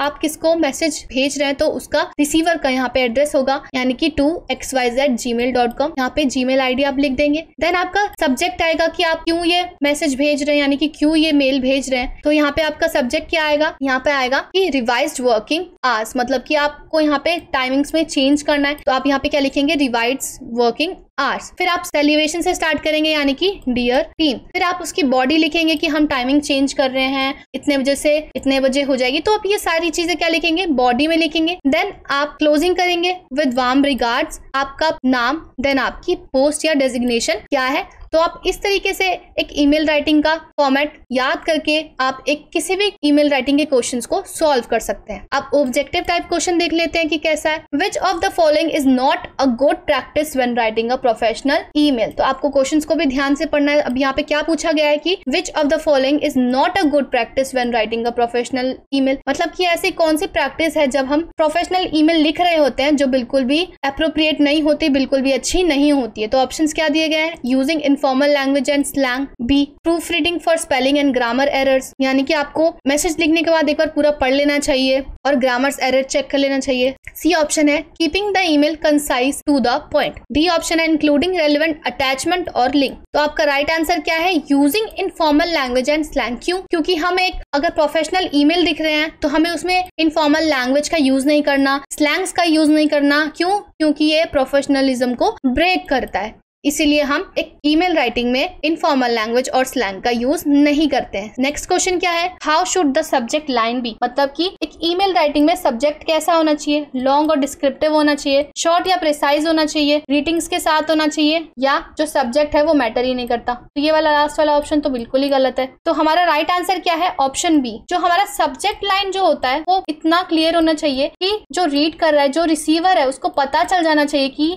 जो मैसेज है इस टॉपिक के बारे में है, यानी कि जो हमारा मैसेज है इस टॉपिक से रेलेवेंट है। तो हमारा आंसर क्या है, answer B, option B, short and precise. Next question है, what is the most effective way of closing an email, मतलब कि एक ऐसा तरीका क्या है ईमेल को क्लोज करने का जो बहुत ही इफेक्टिव है। With a social message, social message के साथ हमें क्लोज करना चाहिए ईमेल, तो ये रॉन्ग आंसर है। With a clear and actionable message, मतलब कि एक क्लियर और एक्शनेबल मैसेज के साथ हमें इसकी क्लोजिंग करनी चाहिए, किसकी, ईमेल राइटिंग की। Repeating the subject line, subject line को बार बार रिपीट करना चाहिए, या नन ऑफ द अबव, इनमें से कोई नहीं। तो हमारा राइट आंसर क्या है, आंसर बी, यानी कि with a clear and actionable message. तो हमारा ईमेल राइटिंग भी यहीं पे एंड होता है। तो ईमेल राइटिंग में भी आपको सब्जेक्टिव एंड ऑब्जेक्टिव टाइप इसी तरीके से क्वेश्चंस मिलेंगे, आपको फॉर्मेट के हिसाब से आपको उन क्वेश्चंस को सॉल्व करना है। So our next topic of writing skills is report writing. Report writing क्या है, मोस्ट इंपॉर्टेंट टॉपिक है आपके राइटिंग स्किल्स का लेटर राइटिंग के बाद। अब सबसे पहले देखते हैं कि रिपोर्ट होता क्या है। रिपोर्ट में हम किस चीज के बारे में लिखते हैं, जो एक ऐसा इंसिडेंट, ऐसा इवेंट या कोई एक ऐसा प्रोग्राम जो हो चुका है पास्ट में, हम उसके बारे में जब एक डॉक्यूमेंट तैयार करते हैं तो हम उसको क्या बोलते हैं, एक रिपोर्ट। तो अब हम सबसे पहले डेफिनेशन देखते हैं रिपोर्ट राइटिंग का। रिपोर्ट राइटिंग क्या होता है, a report is a document or a statement that present information in an organized format for a specific audience and purpose। तो यहाँ पे क्या बोला गया है कि रिपोर्ट एक ऐसा डॉक्यूमेंट और स्टेटमेंट है जो एक इंफॉर्मेशन प्रेजेंट करता है एक ऑर्गेनाइज्ड फॉर्मेट में एक स्पेसिफिक ऑडियंस को। रिपोर्ट हमेशा पास्ट टेंस में लिखा जाता है क्योंकि वो इंसिडेंट, वो मिसहैप यानी कि दुर्घटना हो चुका है, या वो इवेंट हो चुका है, या प्रोग्राम कंप्लीट हो चुका है। तो रिपोर्ट राइटिंग हमेशा क्या आएगी, पास्ट टेंस में। रिपोर्ट राइटिंग भी दो तरीके के होते हैं, एक मैगजीन रिपोर्ट राइटिंग, एक newspaper report writing. Newspaper report writing में आपको किसी भी नेशनल डेली का या किसी लोकल न्यूज़पेपर का नाम लिखना आपको मैंडेटरी है, और मैगजीन रिपोर्ट राइटिंग में आपको मैगजीन का नाम लिखना होता है। मैगजीन का नाम लिख सकते हैं और नहीं भी लिख सकते हैं, ये मैंडेटरी नहीं है। रिपोर्ट राइटिंग लिखने के लिए भी एक ऑर्गेनाइज्ड फॉर्मेट होता है। तो सबसे पहले हम उसका फॉर्मेट देख लेते हैं कि किस तरीके से एक रिपोर्ट राइटिंग लिखी जाती है। रिपोर्ट राइटिंग में सबसे पहले हेडिंग लिखा जाता है। हेडिंग में आप उस रिपोर्ट को एक नाम देते हैं। देन उसके बाद आपका है प्लेस, यानी कि आपने किस जगह का रिपोर्ट तैयार किया है। फिर उसके बाद आप क्या लिखते हैं, रिपोर्टेड बाय, यानी कि यहाँ पे आप जिसके द्वारा ये रिपोर्ट तैयार किया गया है उसका नाम लिखते हैं और उसका डेजिग्नेशन लिखते हैं। अगर आप यहाँ पे न्यूज़पेपर रिपोर्ट राइटिंग लिख रहे हैं तो आपको हेडिंग के बाद न्यूज़पेपर का नाम लिखना मैंडेटरी है। रिपोर्टेड बाय में आप क्या लिखेंगे, एडिटर का नाम, अपना नाम नहीं लिखेंगे आप यहाँ पे, और फिर उसका डेजिग्नेशन यानी कि वो एक एडिटर है। फिर उसके बाद डेट आती है, किस डेट को ये रिपोर्ट तैयार की गई थी। देन उसके बाद आपका बॉडी, यानी कि बॉडी हम किस तरीके से स्टार्ट करेंगे। सबसे पहले हम लिखेंगे इंट्रोडक्शन, यानी कि इवेंट के बारे में या उस मिसहैप यानी कि उस दुर्घटना के बारे में बताएंगे या उस प्रोग्राम के बारे में बताना स्टार्ट करेंगे। फिर हम फर्स्ट लाइन में क्या लिखेंगे, व्हाट यानी क्या, हु कौन, व्हेन कब, वेयर कहाँ। मतलब फर्स्ट लाइन में हम WH फैमिली का यूज करेंगे कि वो इंसिडेंट, वो मिसहैप या वो इवेंट कब, कहाँ, कैसे, क्यों हुआ। सेकेंड लाइन में हम क्या डिस्क्राइब करेंगे, क्यों हुआ इंसिडेंट, कारण क्या था उसका, हम सेकेंड लाइन में रीजंस बताएंगे। फिर उसके बाद अगर उसमें कोई वॉलंटियर शामिल था या किसी ने उस मिसहैप यानी उस दुर्घटना को देखा, कोई विटनेस था, तो हम थर्ड लाइन में ये चीजें बताएंगे। तो फिर हमारा आएगा मेन कंटेंट। मेन कंटेंट में हम उस इवेंट के बारे में बताएंगे, उस इवेंट को हाईलाइट करेंगे, उसमें क्या प्लस पॉइंट थे या उस इंसिडेंट में क्या क्या चीजें हुई, कितने जनों को चोट लगी, कौन कौन वहां पे बचा या कितने जनों की डेथ हुई। तो मेन कंटेंट में हम ये सारी चीजें लिखेंगे। देन आएगा आपका कंक्लूजन। कंक्लूजन में आप अपने ओपिनियंस लिखते हैं। कंक्लूजन में आप पूरे इवेंट को एंड करते हैं, ये इवेंट इस तरीके से और अच्छा किया जा सकता था या इस दुर्घटना में और ऐसी चोटें लग सकती थी, तो हमें अपने आप को सुरक्षित हमेशा रखना चाहिए। तो इस तरीके से आप एक कंक्लूजन को एक रिपोर्ट राइटिंग में एंड करेंगे। तो हमारा रिपोर्ट राइटिंग का फॉर्मेट यहाँ पे एंड होता है। तो अब देखते हैं क्वेश्चन पेपर में किस तरीके से क्वेश्चंस प्रोवाइड किए जाएंगे। क्वेश्चंस हम करके देखते हैं। आपको किसी भी तरीके से पूछा जाएगा, आपको करना क्या है, इस फॉर्मेट का यूज करके, चाहे वो मैगजीन रिपोर्ट राइटिंग आए, चाहे वो न्यूज़पेपर रिपोर्ट राइटिंग आए, आपको बस इस फॉर्मेट को यूज करके उस क्वेश्चन को सॉल्व कर देना है। तो हम क्वेश्चन सॉल्व किस तरीके से करते हैं, चलिए देखते हैं। You are Karan Kirti of LM memorial public school Dwarka. Your school has adopted a village as a social responsibility. Students are being taken to teach the children of that village on a regular basis. तो यहाँ पे क्या बोला गया है कि आप करण या कीर्ति हैं, LM memorial public school Dwarka के स्टूडेंट्स हैं। तो यहाँ पे क्या बोला गया है, आप करण या कीर्ति हैं, LM मेमोरियल पब्लिक स्कूल के, आपके स्कूल ने एक विलेज को अडॉप्ट किया है एज अ सोशल रिस्पॉन्सिबिलिटी। मतलब उस विलेज की एक रिस्पॉन्सिबिलिटी ली है कि हमें उस विलेज को अच्छा बनाना है। स्टूडेंट्स को चुना गया है कि वहाँ गाँव के बच्चों को पढ़ाना है रेगुलर बेसिस पर। तो हमें इस पे एक रिपोर्ट लिखना है फॉर योर स्कूल मैगजीन, यानी कि हमारे स्कूल मैगजीन के लिए हमें एक रिपोर्ट लिखना है on the various other programmes organised there in 120 to 150 words. तो हमें स्कूल मैगजीन के लिए रिपोर्ट लिखना है 120 to 150 वर्ड्स में। तो हम क्वेश्चन किस तरीके से करेंगे, सबसे पहले आपको आंसर में क्या करना है, इस तरीके से एक बॉक्स बना लेना है। बॉक्स के अंदर ही आप रिपोर्ट राइटिंग को हमेशा स्टार्ट करते हैं। सबसे पहले आएगा टाइटल। टाइटल में आप उस रिपोर्ट को एक अच्छा सा बहुत आई कैची सा टाइटल दे देंगे। हमने यहाँ पे ले लिया एम्पावरिंग एजुकेशन, क्योंकि हमें उस विलेज के बच्चों को एजुकेशन देनी है, विलेज के बच्चों को पढ़ाना है रेगुलर बेसिस पर। तो हम यहाँ पे एम्पावरिंग एजुकेशन टाइटल दे देते हैं। फिर उसके बाद अपने स्कूल का नाम लिखना है यहाँ पर, LM memorial public school impactful initiative in adopted village. तो ये टाइटल में ही आ जाएगा क्योंकि हमने उस स्कूल को as a social responsibility adopt किया है। देन आपका आता है डेट। सबसे पहले आपको डेट लिखनी है कि किस दिन को ये रिपोर्ट तैयार किया गया है। फिर आपको लिखना है मंथ। फिर उसके बाद आपका आएगा ईयर। अगर आपको क्वेश्चन में प्रोवाइडेड है ये डेट तो आप क्वेश्चंस में से ही लिखेंगे। अगर आपको प्रोवाइडेड नहीं है तो आप यहाँ पे अपना एग्जाम डेट भी लिख सकते हैं। देन आपको लिखना है रिपोर्टेड बाय, यानी कि किसके द्वारा, यानी किसके थ्रू ये रिपोर्ट लिखा गया। अगर आपको क्वेश्चन में प्रोवाइडेड है नाम तो आप यहाँ पे क्वेश्चन से ही नाम लिखेंगे। अगर आपको क्वेश्चन में प्रोवाइडेड नहीं है तो यहाँ पे आप XYZ कुछ भी लिख सकते हैं। देन उसके बाद आपको अपने रिपोर्ट की स्टार्टिंग करनी है, यानी कि इंट्रोडक्शन देना है। जैसे कि यहाँ पे लिखा गया है कि LM memorial public school Dwarka. सबसे पहले आपको अपने स्कूल के बारे में बता देना है कि हमारे स्कूल ने एक विलेज को सोशल रिस्पॉन्सिबिलिटी के रूप में अडॉप्ट किया है कि हमें वहाँ के बच्चों को, वहाँ के लोगों को एजुकेशन देनी है। तो इस तरीके से हम इंट्रोडक्शन स्टार्ट करेंगे। फिर उसके बाद बॉडी लाइंस लिखेंगे कि हमने कब ये स्टार्ट किया, क्यों किया, कैसे किया, कितने लोग इसमें शामिल थे, क्या क्या चीजें हमने की। तो हम ये सारे बॉडी पैराग्राफ में लिख देंगे। देन उसके बाद हम क्लोजिंग करेंगे कि हमने जो ये रिपोर्ट लिखा है, रिस्पॉन्सिबिलिटी ली थी, उसमें हमने क्या क्या चीजें की, क्या क्या चीजें हमने गलत की, क्या क्या चीजें हमें सुधारनी चाहिए। तो ये चीजें हम क्लोजिंग लाइन में लिख देंगे। तो इस तरीके से आपको एक रिपोर्ट राइटिंग लिखनी है। और रिपोर्ट राइटिंग हम हमेशा बॉक्स के अंदर रिपोर्ट राइटिंग को लिखते हैं। तो आपको एग्जाम्स में इस तरीके से क्वेश्चन पूछा जाएगा। इसी तरीके से फॉर्मेट को याद करते हुए कोई भी क्वेश्चन को सॉल्व कर देना है। ये तो हमारा हो गया सब्जेक्टिव टाइप क्वेश्चन। उसके बाद अब हम करते हैं objective type question. Objective type question आपको किस तरीके से पूछा जाएगा, चलिए देखते हैं। तो सबसे पहले यहाँ पे क्या बोला गया है, which tense is commonly used in a report writing for describing result और फाइंडिंग्स। इस क्वेश्चन में पूछा गया कि हम एक रिपोर्ट राइटिंग में हम डिस्क्राइब करते हैं रिजल्ट या फाइंडिंग को, तो हम रिपोर्ट राइटिंग में किस टेंस का यूज करते हैं। फर्स्ट ऑप्शन है हमारा पास्ट टेंस, सेकंड है प्रेजेंट टेंस, थर्ड है फ्यूचर टेंस, या डी है कंडीशनल टेंस। लास्ट वाला ऑप्शन तो बिल्कुल ही गलत है। जब हम रिपोर्ट राइटिंग का फॉर्मेट कर रहे थे तो मैंने आपको तभी बताया था कि रिपोर्ट राइटिंग हम जब भी लिखते हैं तो हम पास्ट के हो चुके इंसिडेंट या किसी मिसहैप को डिस्क्राइब करने के लिए, किसी दुर्घटना को डिस्क्राइब करने के लिए, किसी इवेंट को डिस्क्राइब करने के लिए जब हम एक रिपोर्ट या एक डॉक्यूमेंट या स्टेटमेंट बनाते हैं तो हम उसको किस फॉर्म में यानी कि किस टेंस में लिखते हैं? हमेशा हम उसको पास्ट टेंस में लिखते हैं, यानी कि जो बीत चुका है। तो हमारा आंसर क्या होगा? आंसर ए यानी कि पास्ट टेंस। नेक्स्ट क्वेश्चन देखते हैं, यहाँ पे क्या पूछा गया है, what is the purpose of a report? एक रिपोर्ट लिखने का बेसिक पर्पस क्या होता है, मेन मोटिव क्या होता है? तो ऑप्शंस देखते हैं, to entertain, to inform, to proceed या ऑल ऑफ द अबव। हमारा रिपोर्ट लिखने का मेन मोटिव क्या होता है? एंटरटेनमेंट के लिए तो रिपोर्ट हम नहीं लिखते हैं। रिपोर्ट में हम एक इन्फॉर्मेशन बता रहे होते हैं पास्ट इवेंट के बारे में या पास्ट मिसहैप के बारे में या पास्ट कोई प्रोग्राम के बारे में। तो रिपोर्ट में हम स्पेसिफिक इन्फॉर्मेशन दे रहे होते हैं, तो हमारा राइट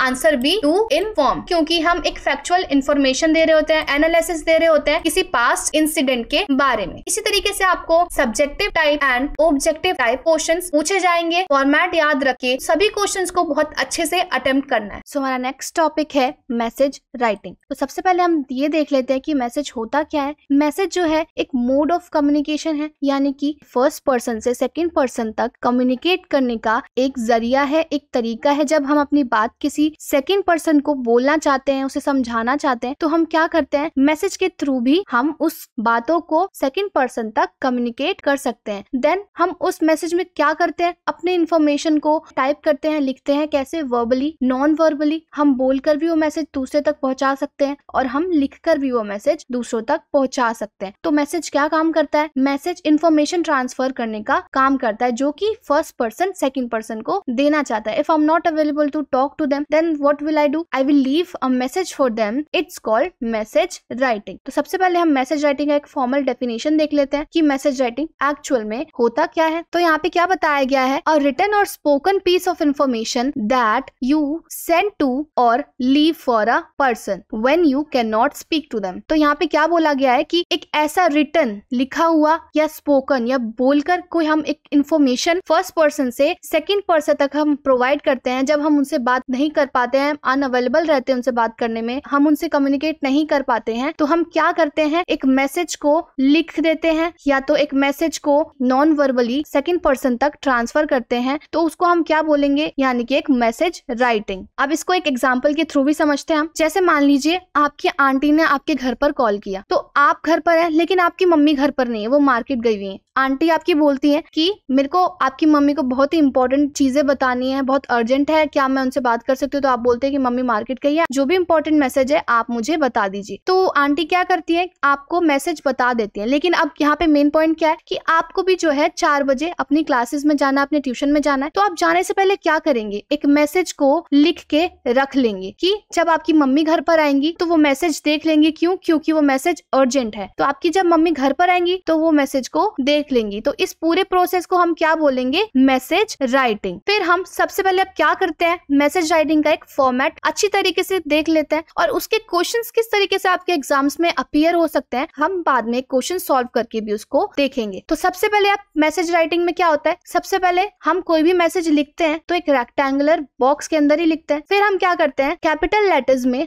हम मैसेज को लिखते हैं, यानी कि हेडिंग देते हैं कि ये मैसेज है। तो फिर उसके बाद क्या आता है, आपका आता है उसमें डेट कि किस डेट को ये मैसेज लिखा गया है। देन आपकी आएगी टाइमिंग, किस टाइमिंग को वो मैसेज को लिखा गया है, यानी कि नोट किया गया है। तो फिर यहाँ पे अब क्या आएगा, डियर रिसीवर्स नेम, यानी कि वो मैसेज जिसके लिए है तो आप वहाँ पे उनका नाम लिख देंगे। फिर उसके बाद क्या आएगा आपका बॉडी कंटेंट, यानी कि बॉडी टेक्स्ट। अब बॉडी टेक्स्ट में क्या क्या लिखेंगे, सबसे पहले हु कॉल्ड, यानी कि कॉल किसने की थी। उसके बाद आप क्या करेंगे, the message they want to convey, यानी कि वो मैसेज क्या बोलना चाहते थे, क्या वो अर्जेंट था, और बाकी की इंफॉर्मेशन आप एडिशनल इंफॉर्मेशन में बता देंगे। देन यहाँ पे क्या आएगा, आपका नाम, यानी कि जिस इंसान ने वो मैसेज नोट किया है, जिस पर्सन ने उस मैसेज को लिखा है, यहाँ पे उसका नाम आ जाएगा। तो इस फॉर्मेट को समझने के बाद अब हम एक क्वेश्चन को सॉल्व करके देखते हैं, क्योंकि इस तरीके से आपको क्वेश्चंस प्रोवाइड किया जाएगा आपके एग्जाम्स में। तो क्वेश्चन क्या है आपका, you are Simran, your brother is not at home, you received a call from his friend regarding the cancellation of dance class, since you have to go out you will leave a message for him, draft a message about the same in not more than 50 words. तो यहाँ पे क्या बोला गया है कि आप जो है, आपका नाम सिमरन है, जो आपके भाई है वो घर पर नहीं है, आपको एक कॉल आता है आपके भाई के दोस्त की तरफ से, किसके रिगार्डिंग, जो आपके भाई की डांस क्लासेस है वो कैंसिल हो गई है। यहाँ पे आपको क्या करना है, एक मैसेज ड्राफ्ट करना है, आपको उसको बताना है कि तुम्हारी जो डांस क्लास है वो कैंसिल हो गई है। लेकिन अब यहाँ पे क्या बोला गया है कि since you have to go out, यानी कि आपको भी बाहर जाना है। तो आप बाहर जाने से पहले सबसे पहले क्या करोगे,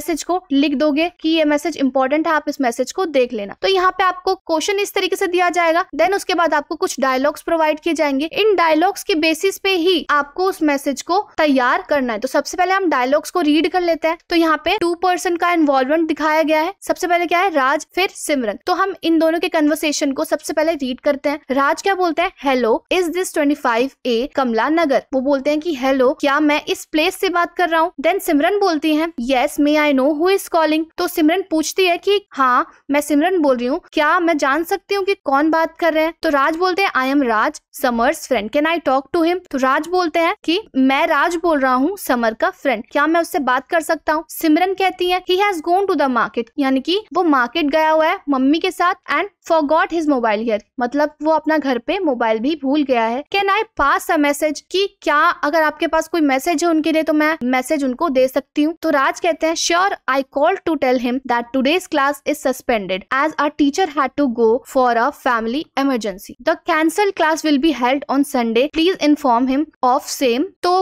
राज क्या बोलते हैं कि हाँ बिल्कुल, मुझे समर को ये बताना था कि जो हमारी आज की क्लास है वो सस्पेंड हो चुकी है क्योंकि हमारे टीचर जो है उनकी फैमिली में कोई इमरजेंसी आ गई है। तो हमारी क्लास कब होगी, वो होगी संडे को, तो प्लीज आप ये इन्फॉर्मेशन उन तक पहुंचा दीजिए। तो सिमरन बोलती है oh sure I will, thank you, यानी कि हाँ बिल्कुल मैं उसको मैसेज दे दूंगी, आपका बहुत बहुत शुक्रिया। फिर राज बोलते हैं योर वेलकम बाय। तो इस तरीके से यहाँ पे कॉन्वर्सेशन एंड होता है। इस कॉन्वर्सेशन के बेसिस पे हमें अब क्या करना है, मैसेज को क्रिएट करना है। तो सबसे पहले हम क्या करेंगे, इस तरीके से एक रेक्टेंगुलर बॉक्स बना लेंगे, फिर उसके बाद कैपिटल लेटर्स में मैसेज को लिख देंगे। देन क्या आएगा आपका डेट यानी कि किस डेट पे आपने ये मैसेज लिखा है। देन उसके बाद आएगा यहाँ पर टाइमिंग की किस टाइमिंग पर ये मैसेज लिखा गया, फिर किसके लिए मैसेज है यानी कि रिसीवर का नाम डियर समर। फिर उसके बाद आप क्या करेंगे, मेन बॉडी लिखेंगे, यानी कि ये सारी चीजें थी। आपके दोस्त का कॉल आया था डांस क्लासेस के रिगार्डिंग की आपकी जो क्लासेस है वो आज नहीं होगी, वो संडे को होगी, तो आप उनको कॉल बैक कर लीजिए। ये एडिशनल इन्फॉर्मेशन में आप ऐड कर सकते हैं। फिर उसके बाद क्या आएगा, जिस इंसान ने यानी कि जिस पर्सन ने इस मैसेज को नोट किया है उस पर्सन का यहाँ पे नाम आ जाएगा। तो क्वेश्चन में बताया गया था कि सिमरन ने ये मैसेज नोट किया है, तो हम यहाँ पे क्या लिखेंगे, सिमरन का नाम। तो ये सारी चीजें आपको क्वेश्चंस में से यहाँ पे फिल करनी है। अगर क्वेश्चन में प्रॉपर्ली फिल नहीं है तो यहाँ पे XYZ आप कुछ भी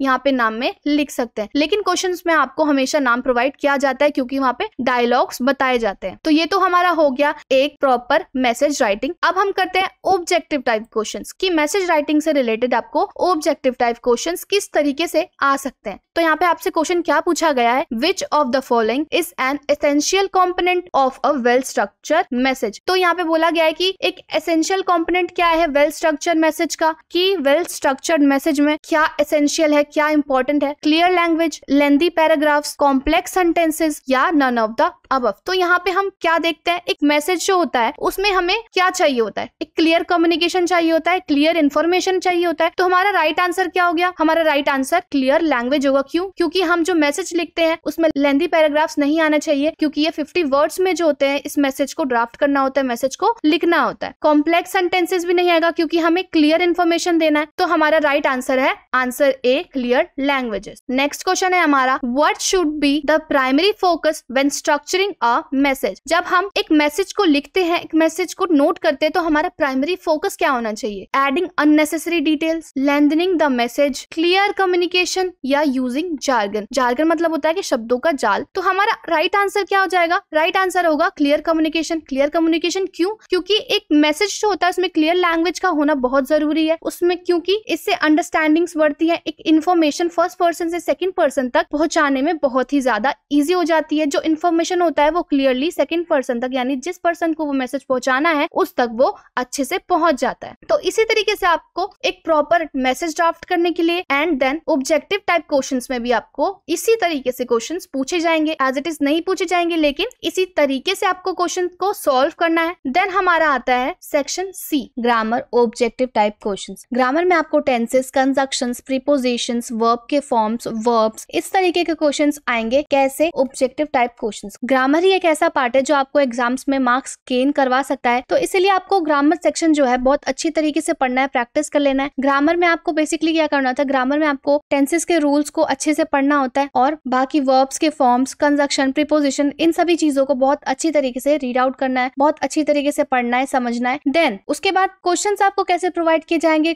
क्वेश्चन आपको किस तरीके से कंप्लीट करना है, किस तरीके से आपको आंसर्स देने हैं, अब हम वो देखते हैं। ये जो आपका ग्रामर सेक्शन है इसमें आपको ऑब्जेक्टिव टाइप क्वेश्चंस करने हैं। ऑब्जेक्टिव टाइप क्वेश्चंस में आपको true false, fill in the blanks, one word, इस तरीके के आंसर्स करने होंगे। लेकिन आपको ग्रामर सेक्शन से सब्जेक्टिव के क्वेश्चंस भी आएंगे, किस तरीके से आपको उसमें प्रॉपर्ली आंसर्स लिखने हैं। सब्जेक्टिव में आपको एक प्रॉपर्ली आंसर लिखना होता है। सबसे पहले हम ऑब्जेक्टिव के क्वेश्चंस आंसर्स कर लेते हैं। पहला क्वेश्चन क्या है हमारा, fill in the blanks to complete the note about Wangala festival of Meghalaya और अबाउट ट्रीज। तो यहाँ पे क्या दिया हुआ है, आपको एक नोट दिया गया है, इस नोट को आपको कंप्लीट करना है। जैसे कि यहाँ पे आपको एक ब्लैंक्स दे दिए गए इस नोट में, इस ब्लैंक्स में आपको सुटेबल वर्ड फिल करके इस नोट को कंप्लीट करना है। किसमें से, इन ऑप्शंस में से। इन ऑप्शंस में से राइट आंसर आपको सेलेक्ट करना है और उसका आंसर लिखना है। तो सबसे पहले हम ये नोट किस तरीके से सॉल्व करेंगे, इसका भी एक ट्रिक होता है। आपको क्या करना है, सबसे पहले इस नोट को आप पढ़ लीजिए एक बार, फिर उसके बाद आप क्या करिए, फर्स्ट लाइन पर आइए। फर्स्ट लाइन में आपको ये देखना है इस सेंटेंस में आपको कौन सा टेंस यूज किया गया है। टेंस यूज करने के बाद आपको उसके रूल्स को समझना है, रूल के हिसाब से आपको ऑप्शंस में से आंसर को सिलेक्ट करना है। तो हम क्वेश्चन को स्टार्ट करते हैं। The Wangala dash an important festival for the Garo in Meghalaya, Assam and Nagaland. यहाँ पे फुल स्टॉप आ गया, फुल स्टॉप पे ही आपको रुक जाना है। देन आपको इस सेंटेंस का मतलब समझना है कि सेंटेंस का मतलब क्या है और ये देखना है कि टेंस कौन सा यूज किया गया है। तो हम सेंटेंस का मतलब देखते हैं। तो यहाँ पे क्या बताया गया है कि जो वंगला फेस्टिवल है वो कहाँ पे मोस्ट इंपॉर्टेंट फेस्टिवल है, गरो यानी कि जो मेघालय में है, और असम एंड नागालैंड, मतलब कि इन जगहों पर जो है वंगला फेस्टिवल बहुत मोस्ट इंपॉर्टेंट है। अब हमने मतलब भी समझ लिया, अब हमें क्या करना है, इसका टेंस समझना है कि टेंस क्या है। तो ये है यहाँ पे बताया गया कि ये बहुत मोस्ट इंपॉर्टेंट फेस्टिवल है इन जगहों पर। तो यहाँ इस सेंटेंस से हमें क्या पता चलता है कि ये प्रेजेंट टेंस का सेंटेंस है। तो प्रेजेंट टेंस में हम क्या क्या यूज करते हैं, प्रेजेंट टेंस में इज, एम, आर का यूज करते हैं। अगर हमारा जो नाउन है वो सिंगुलर है और थर्ड पर्सन है, यानी कि नाउन जो है हमारा सिंगुलर या थर्ड पर्सन है, तो हम वहाँ पे क्या यूज करते हैं, एस और ईएस का यूज करते हैं। तो ये सभी चीजें, जैसे मैंने टेंस भी अब फाइंड कर लिया और टेंस में क्या क्या रूल यूज होता है वो भी फाइंड कर लिया। अब हम क्या करते हैं, अब हम जाते हैं अपने ऑप्शंस में। ऑप्शंस के हिसाब से अब हम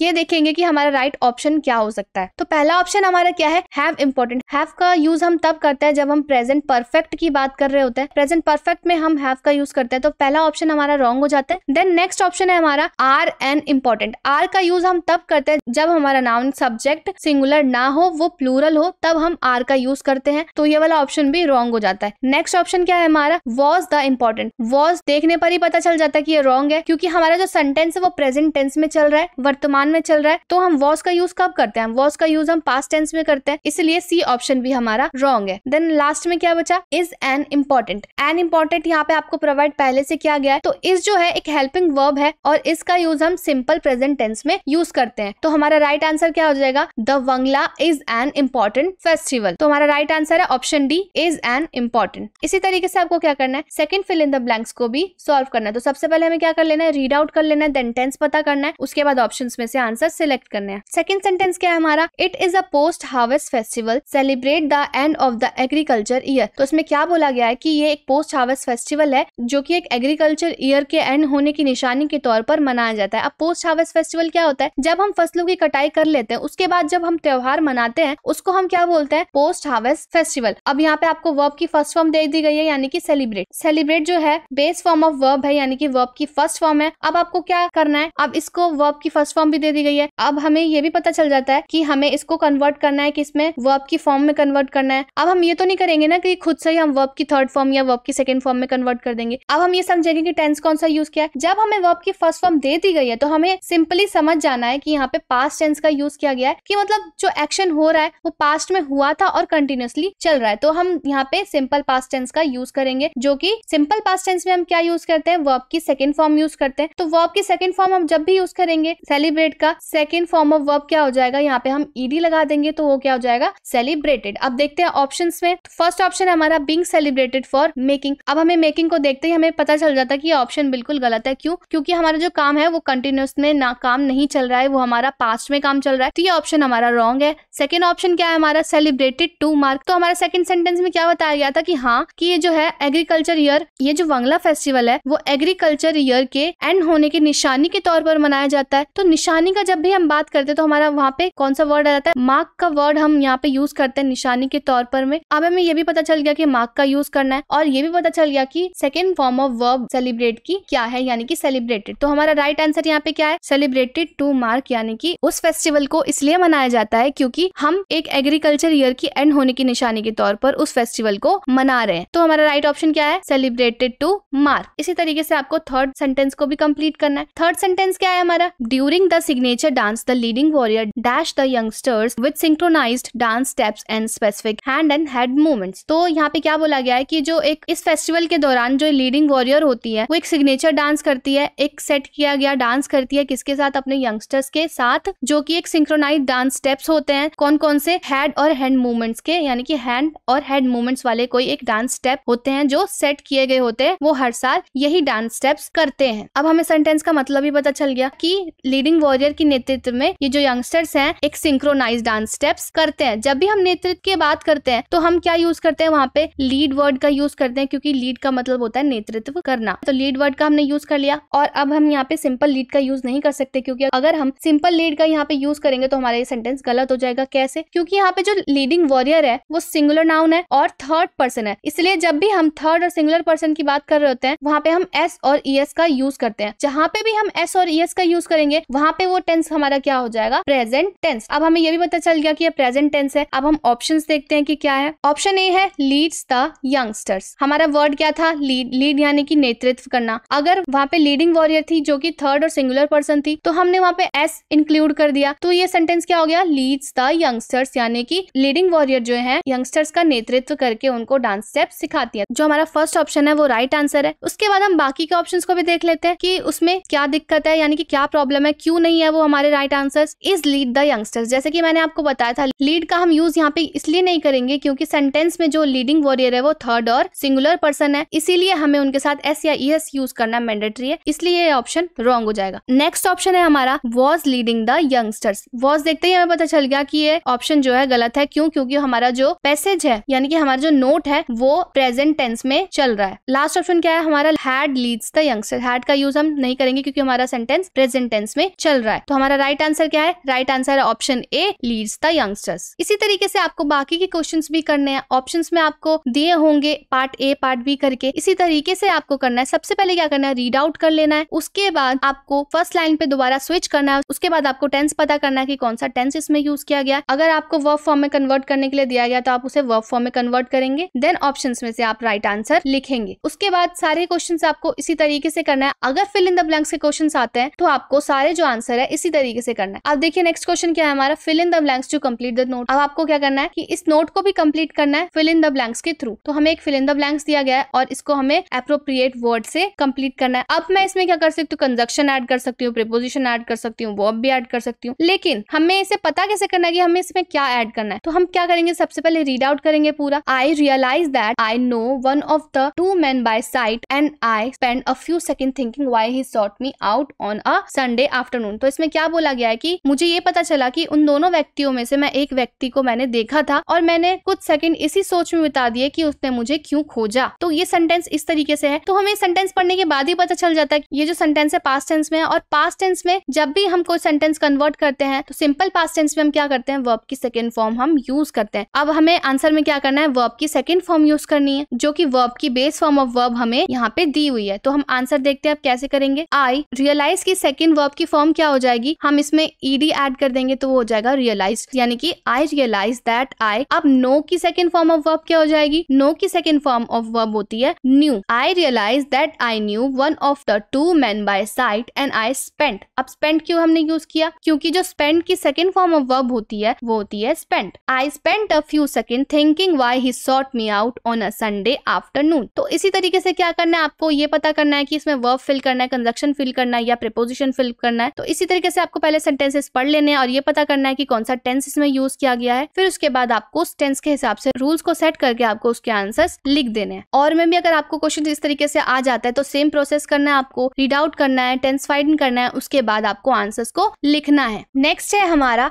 टेंसेस। टेंसेस यानी होता है काल। टेंसेस क्या बताते हैं कि हमने एक पर्टिकुलर एक्शन कब किया था, उसका टाइमिंग क्या है। जो टेंसेस जो होते हैं हमें इंडिकेशंस देते हैं किसका, टाइमिंग्स का, कि एक काम जो हुआ है वो कब हुआ है। तो सबसे पहले हम देख लेते हैं कि टेंसेस कितने टाइप्स के होते हैं। टेंसेस 3 टाइप्स के होते हैं, जो कि पहला टेंस होता है हमारा पास्ट टेंस, सेकंड टेंस हमारा होता है present tense and third tense हमारा होता है फ्यूचर टेंस। पास्ट टेंस में हम वो काम करते हैं जो हम पहले ही कर चुके होते हैं, यानी कि वो काम हमारा हो चुका होता है। तो जैसे कि मान लो कि पिछले हफ्ते मैंने चॉकलेट खाई थी, तो वो मैंने पास्ट में काम कर लिया, यानी कि लास्ट वीक मैंने चॉकलेट खाई थी तो हमने पास्ट में वो काम कर लिया। प्रेजेंट में हम क्या करते हैं, if I am reading right now then I am doing the present action, यानी कि मैं कोई एक प्रेजेंट एक्शन कर रही हूँ, तो उस वक्त क्या हो रहा होगा कि प्रेजेंट टेंस में एक काम चल रहा है, यानी कि प्रेजेंट टेंस में एक एक्शन चल रहा है, यानी कि वो काम हो रहा है। फिर अब क्या आता है, फ्यूचर टेंस। फ्यूचर टेंस में हम ऐसे काम करते हैं जो हम करने वाले होते हैं, हमने सोच के रखा होता है कि हम वो काम बाद में करेंगे, यानी कि फ्यूचर में वो काम करेंगे। जैसे कि मैं कल खाना बनाऊंगी, यानी कि मैं कल कुकिंग करूंगी, तो कल क्या हो जाएगा, हमारा फ्यूचर का काम हो जाएगा, यानी कि कल मैं वो काम सोच के मैंने रख रखा है कि कल मैं कुकिंग का काम करने वाली हूँ। तो ये क्या हो गया, हमारा ये फ्यूचर टेंस हो गया। तो टेंसेस कितने टाइप्स के होते हैं, 3 टाइप्स के, past, present and future. Past में हम वो काम करते हैं जो हम कर चुके होते हैं, प्रेजेंट में हम वो काम करते हैं जो हम कर रहे होते हैं, और फ्यूचर में हम वो काम करते हैं जो हम करने वाले हैं। तो इसी बेसिस पे हमें एक सेंटेंसेस इसी तरह से आपको क्वेश्चन पेपर में दिया जाएगा, और उसमें से आपको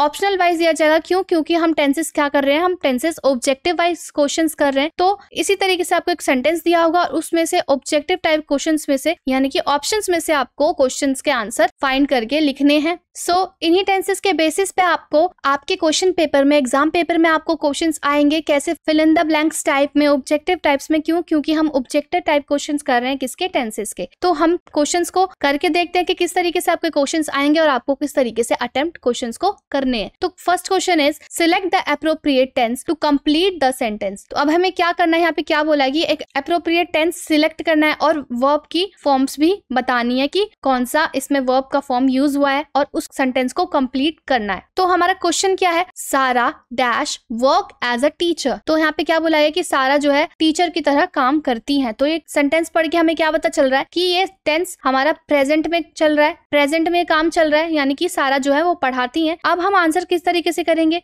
अब हम ये देखेंगे इस प्रेजेंट टेंस में क्या रूल यूज होता है। प्रेजेंट टेंस में क्या यूज होता है, is am are. Is am are तो यूज होता ही है, साथ में अगर कोई सिंगुलर और कोई थर्ड पर्सन है तो हम वहां पे क्या यूज करते हैं, एस या ईएस का हम यूज करते हैं। तो अब हम देखते हैं सारा जो है वो सिंगुलर है और थर्ड पर्सन है, तो हम यहाँ पे बेस फॉर्म ऑफ वर्ब जो दिया हुआ है, बेस फॉर्म ऑफ वर्ब को किस में कन्वर्ट कर देंगे। अगर सारा सिंगुलर थर्ड पर्सन है तो वर्क में हम क्या ऐड कर देंगे, एस ऐड कर देंगे। तो हमारा राइट आंसर क्या होगा, आंसर डी। क्योंकि प्रेजेंट टेंस में अगर सिंगुलर थर्ड पर्सन के साथ हम किस सब्जेक्ट के साथ कोई एक्शन हम ऐड करते हैं तो हम वहां पे क्या यूज करते हैं, एस या ईएस का यूज करते हैं, यानी कि वर्ब के फर्स्ट फॉर्म के साथ एस या ईएस का हम यूज करते हैं सिंपल प्रेजेंट टेंस में। तो हमारा राइट आंसर क्या है, option D, present simple tense. तो नेक्स्ट क्वेश्चन देखते हैं। क्वेश्चन आपको दिया गया है, I dash to the gym every day last month. अब यहाँ पे आपको टाइम दे दिया गया है, एक्शन बता दिया गया है कि मैंने ये लास्ट मंथ किया। तो इस वर्ड से क्या पता चलता है कि ये पास्ट टेंस का सेंटेंस है। अब हमने ये सेंटेंस पता लगा लिया कि पास्ट टेंस का सेंटेंस है। अब हम क्या करेंगे, पास्ट टेंस के रूल्स को समझेंगे। पास्ट टेंस में हम क्या करते हैं, सिंपल पास्ट टेंस अगर हम यूज कर रहे होते हैं तो हम उसमें वर्ब की सेकेंड फॉर्म यूज करते हैं। तो अब हम ये देखें कि वर्ब की सेकेंड फॉर्म क्या होती है, I dash to the gym every day last month. I के साथ हमेशा तो एम यूज होता है, लेकिन अब हम सेंटेंस के हिसाब से क्या यूज करेंगे,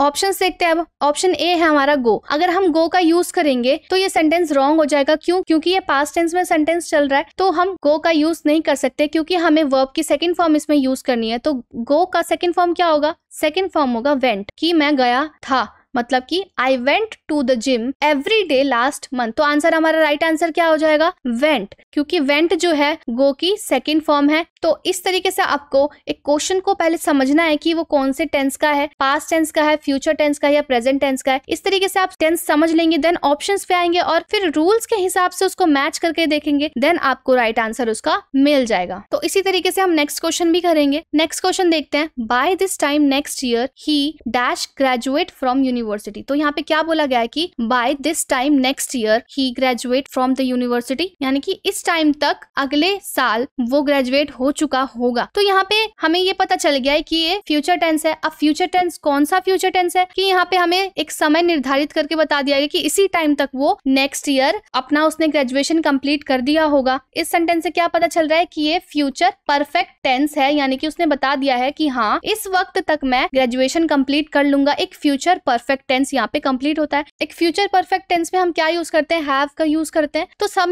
देखते हैं, तो हमारा राइट आंसर क्या है, ग्रेजुएट्स। ग्रेजुएट्स हम क्यों नहीं यूज कर सकती, क्योंकि यहाँ पे एस लगा है और हम एस और यस का यूज कब करते हैं, सिंपल प्रेजेंट टेंस में। तो हमें ये पता चल गया कि फ्यूचर परफेक्ट टेंस है, लेकिन हम यहाँ पे सिंपल प्रेजेंट टेंस यूज नहीं कर सकते, तो ये हमारा ऑप्शन रॉन्ग है। सेकंड ऑप्शन देखते हैं, विल ग्रेजुएट। विल ग्रेजुएट हम सिंपल फ्यूचर टेंस में यूज करते हैं, तो ये ऑप्शन भी हमारा रॉन्ग हो जाएगा। देन हमारा आता है इज ग्रेजुएटिंग, जहाँ पे आईएनजी लग गया और इज लग गया, तो वो कंटिन्यूअसली काम चल रहा है, तो हमारा सेंटेंस जो है वो कंटिन्यूअस काम नहीं चल रहा है, उसमें हमें फ्यूचर के बारे में बताया गया है, जो कि एक निर्धारित समय में करना होगा हमें, जो कि एक निर्धारित समय में हम कर रहे होंगे। देन लास्ट ऑप्शन क्या है हमारा, विल हैव ग्रेजुएटेड, कि मतलब हम ग्रेजुएटेड हो चुके होंगे उस वक्त तक। तो हमारा राइट आंसर क्या है, आंसर डी। तो इसमें ये बता दिया गया है कि हम ग्रेजुएट हो चुके होंगे उस टाइम तक, तो हमारा राइट आंसर क्या है, ऑप्शन डी है हमारा right answer, will have graduated. तो इसी तरीके से आपको कोई भी क्वेश्चन आता है तो सबसे पहले आपको क्या ही करना है, सबसे पहले टेंस समझ लेना है, देन रूल यूज करना है, उसके बाद आपको ऑप्शंस में से राइट आंसर को सिलेक्ट करके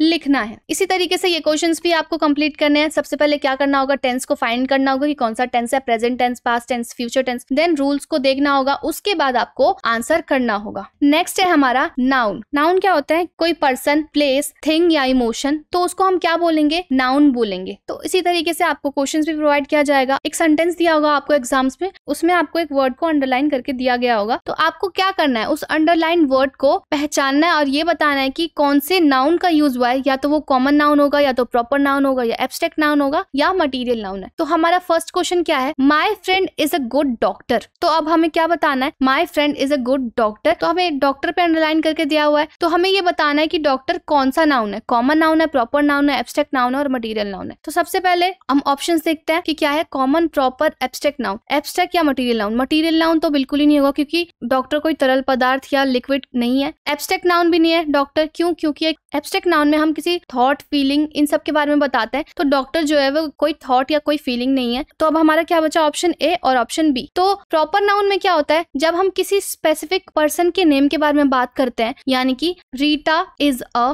गर्ल, तो जो रीता जो हो गई वो एक प्रॉपर नाउन हो गई, क्योंकि यहाँ पे स्पेसिफिकली बता दिया गया है कि रीटा एक लड़की है। हमारा लास्ट ऑप्शन क्या बचा, कॉमन नाउन। तो हाँ, डॉक्टर जो है कॉमन नाउन है, क्यों, क्योंकि एक स्पेसिफिक प्रोफेशन है। जस्टिफिकेशन के थ्रू हम इसको समझते हैं। ये जो ऑप्शन ए है ये राइट ऑप्शन है, क्यों, क्योंकि एक कॉमन पर्सन के बारे में बता रहा है, कॉमन प्रोफेशन के बारे में बता रहा है कि वो एक डॉक्टर है। अब ये तो नहीं बताया गया कि कौन सा डॉक्टर है, बस हमें ये बता दिया गया है कि वो एक डॉक्टर है। तो इस तरीके से आपको आंसर्स लिखने हैं, क्वेश्चन समझना है, देन उसके बाद ऑप्शंस में से आपको उसके आंसर को फाइंड करना है। नेक्स्ट क्वेश्चन है हमारा, ही वॉज बोर्न इन नवंबर, कि वो नवंबर में बॉर्न हुआ, यानी कि नवंबर में उसका जन्म हुआ। तो अब हमें नवंबर को बताना है कि नवंबर अंडरलाइन है यहाँ पर, तो हमें ये बताना है कि नवंबर क्या है, कॉमन नाउन है, प्रॉपर नाउन है, एब्स्ट्रैक्ट नाउन है या मटीरियल नाउन है। अब नवंबर जो है वो मटीरियल नाउन नहीं होगा, क्यों, क्योंकि वो लिक्विड नहीं है। एब्स्ट्रैक्ट नाउन भी नहीं होगा, क्योंकि वो कोई फीलिंग नहीं है, एक प्रॉपर मंथ है। अब हम देखते हैं प्रॉपर नाउन है या कॉमन नाउन है। प्रॉपर नाउन में क्या होता है कि जब हम किसी स्पेसिफिक पर्सन के नेम के बारे में बात कर रहे होते हैं, जैसे कि पिछले मंडे मैं बाहर घूमने गई थी, तो जो मंडे है वो क्या हो जाएगा, वो प्रॉपर नाउन हो जाएगा, क्योंकि मैंने एक डे को, यानी कि एक दिन को यहाँ पे बता दिया है कि मतलब पिछले मंडे को मैं घूमने के लिए बाहर गई थी। तो वहाँ पे जो मंडे जो है वो एक प्रॉपर नाउन हो जाएगा, क्योंकि मैंने प्रॉपरली एक नाम का यूज किया है। यानी कि जो नवंबर है यहाँ पे एक मंथ है, तो मंथ क्या हो जाएगा, वो प्रॉपर नाउन हो जाएगा। तो हमारा राइट आंसर क्या है, प्रॉपर नाउन, क्योंकि हमने नवंबर मंथ का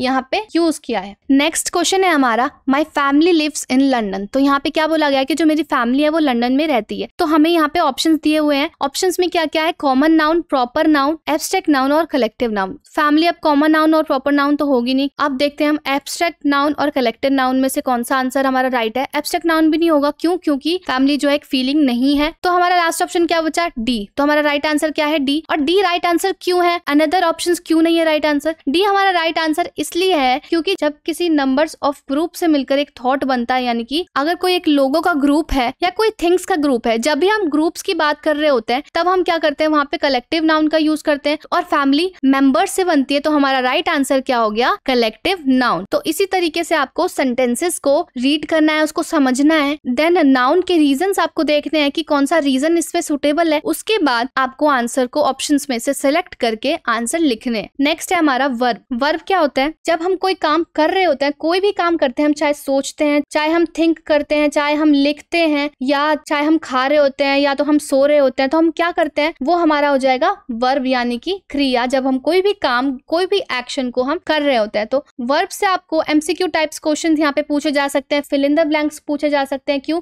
क्योंकि हम वर्ब के ऑब्जेक्टिव टाइप क्वेश्चंस कर रहे हैं और आपके एग्जाम्स में ऑब्जेक्टिव प्लस सब्जेक्टिव दोनों तरीकों से क्वेश्चंस को पूछा जाएगा। तो फर्स्ट क्वेश्चन क्या है? Fill in the blanks with the appropriate form of the verb and tell which type of the verb it is. तो यहाँ पे क्या बोला गया कि फिल इन द ब्लैंक्स आपको दिया गया, आपको उसको फिल करना है कैसे? एप्रोप्रिएट फॉर्म ऑफ वर्ब आपको वहां पे यूज करना है और ये भी बताना है कि कौन से टाइप का वो वर्ब है। तो टाइप कौन कौन से? ट्रांसिटिव वर्ब होते हैं, इंट्रांसिटिव वर्ब होते हैं, लिंकिंग वर्ब होते हैं और हेल्पिंग वर्ब्स होते हैं। पहला सेंटेंस देखते हैं कि क्या है। She dash throw the ball into the basket. तो अब हम सेंटेंसेस को पास्ट टेंस में चेंज करेंगे। जब हम कोई भी वर्ब को कन्वर्ट कर रहे होते हैं तो हमें उसको पास्ट टेंस में कन्वर्ट करना होता है। तो हम यहाँ पे क्या करेंगे? वर्ब की सेकंड फॉर्म यूज करेंगे। तो पहला सेंटेंस हमारा क्या है? She dash throw the ball into the basket. तो यहाँ पे क्या बोला गया है कि उसने जो है बास्केट में बॉल फेंका है। तो यहाँ पे क्या हुआ? बॉल के जरिए एक एक्शन हुआ है, यानी कि उसने बॉल को बास्केट में फेंका है। तो बॉल के जरिए यहाँ पे एक्शन हुआ। हमें यहाँ पे वर्ब दिया हुआ है, बेस फॉर्म ऑफ वर्ब दिया हुआ है। तो अब हमें इसको कन्वर्ट करना है किसमें? वर्ब की सेकंड फॉर्म में कन्वर्ट करना है। तो वर्ब की सेकंड फॉर्म थ्रो का क्या हो जाएगा? थ्रो का हो जाएगा थ्रू। फिर उसके बाद हम देखते हैं कि कौन सा ये वर्ब यूज यहाँ पे क्या है? Linking verb, transitive verb, helping verb, कौन सा वर्ब यहाँ पे यूज किया गया है? तो थ्रू जो है एक ट्रांजिटिव वर्ब है। क्यों? क्योंकि ये रिक्वायर करता है एक डायरेक्ट ऑब्जेक्ट को, यानी कि बॉल के थ्रू यहाँ पे कोई एक्शन किया गया, यानी कि बॉल को बास्केट में फेंका गया है। तो यहाँ पे किसी ऑब्जेक्ट के थ्रू जब कोई एक्शन हम करते हैं तो हम उसको क्या बोलते हैं? Transitive verb. सेकेंड क्वेश्चन है हमारा, द बर्ड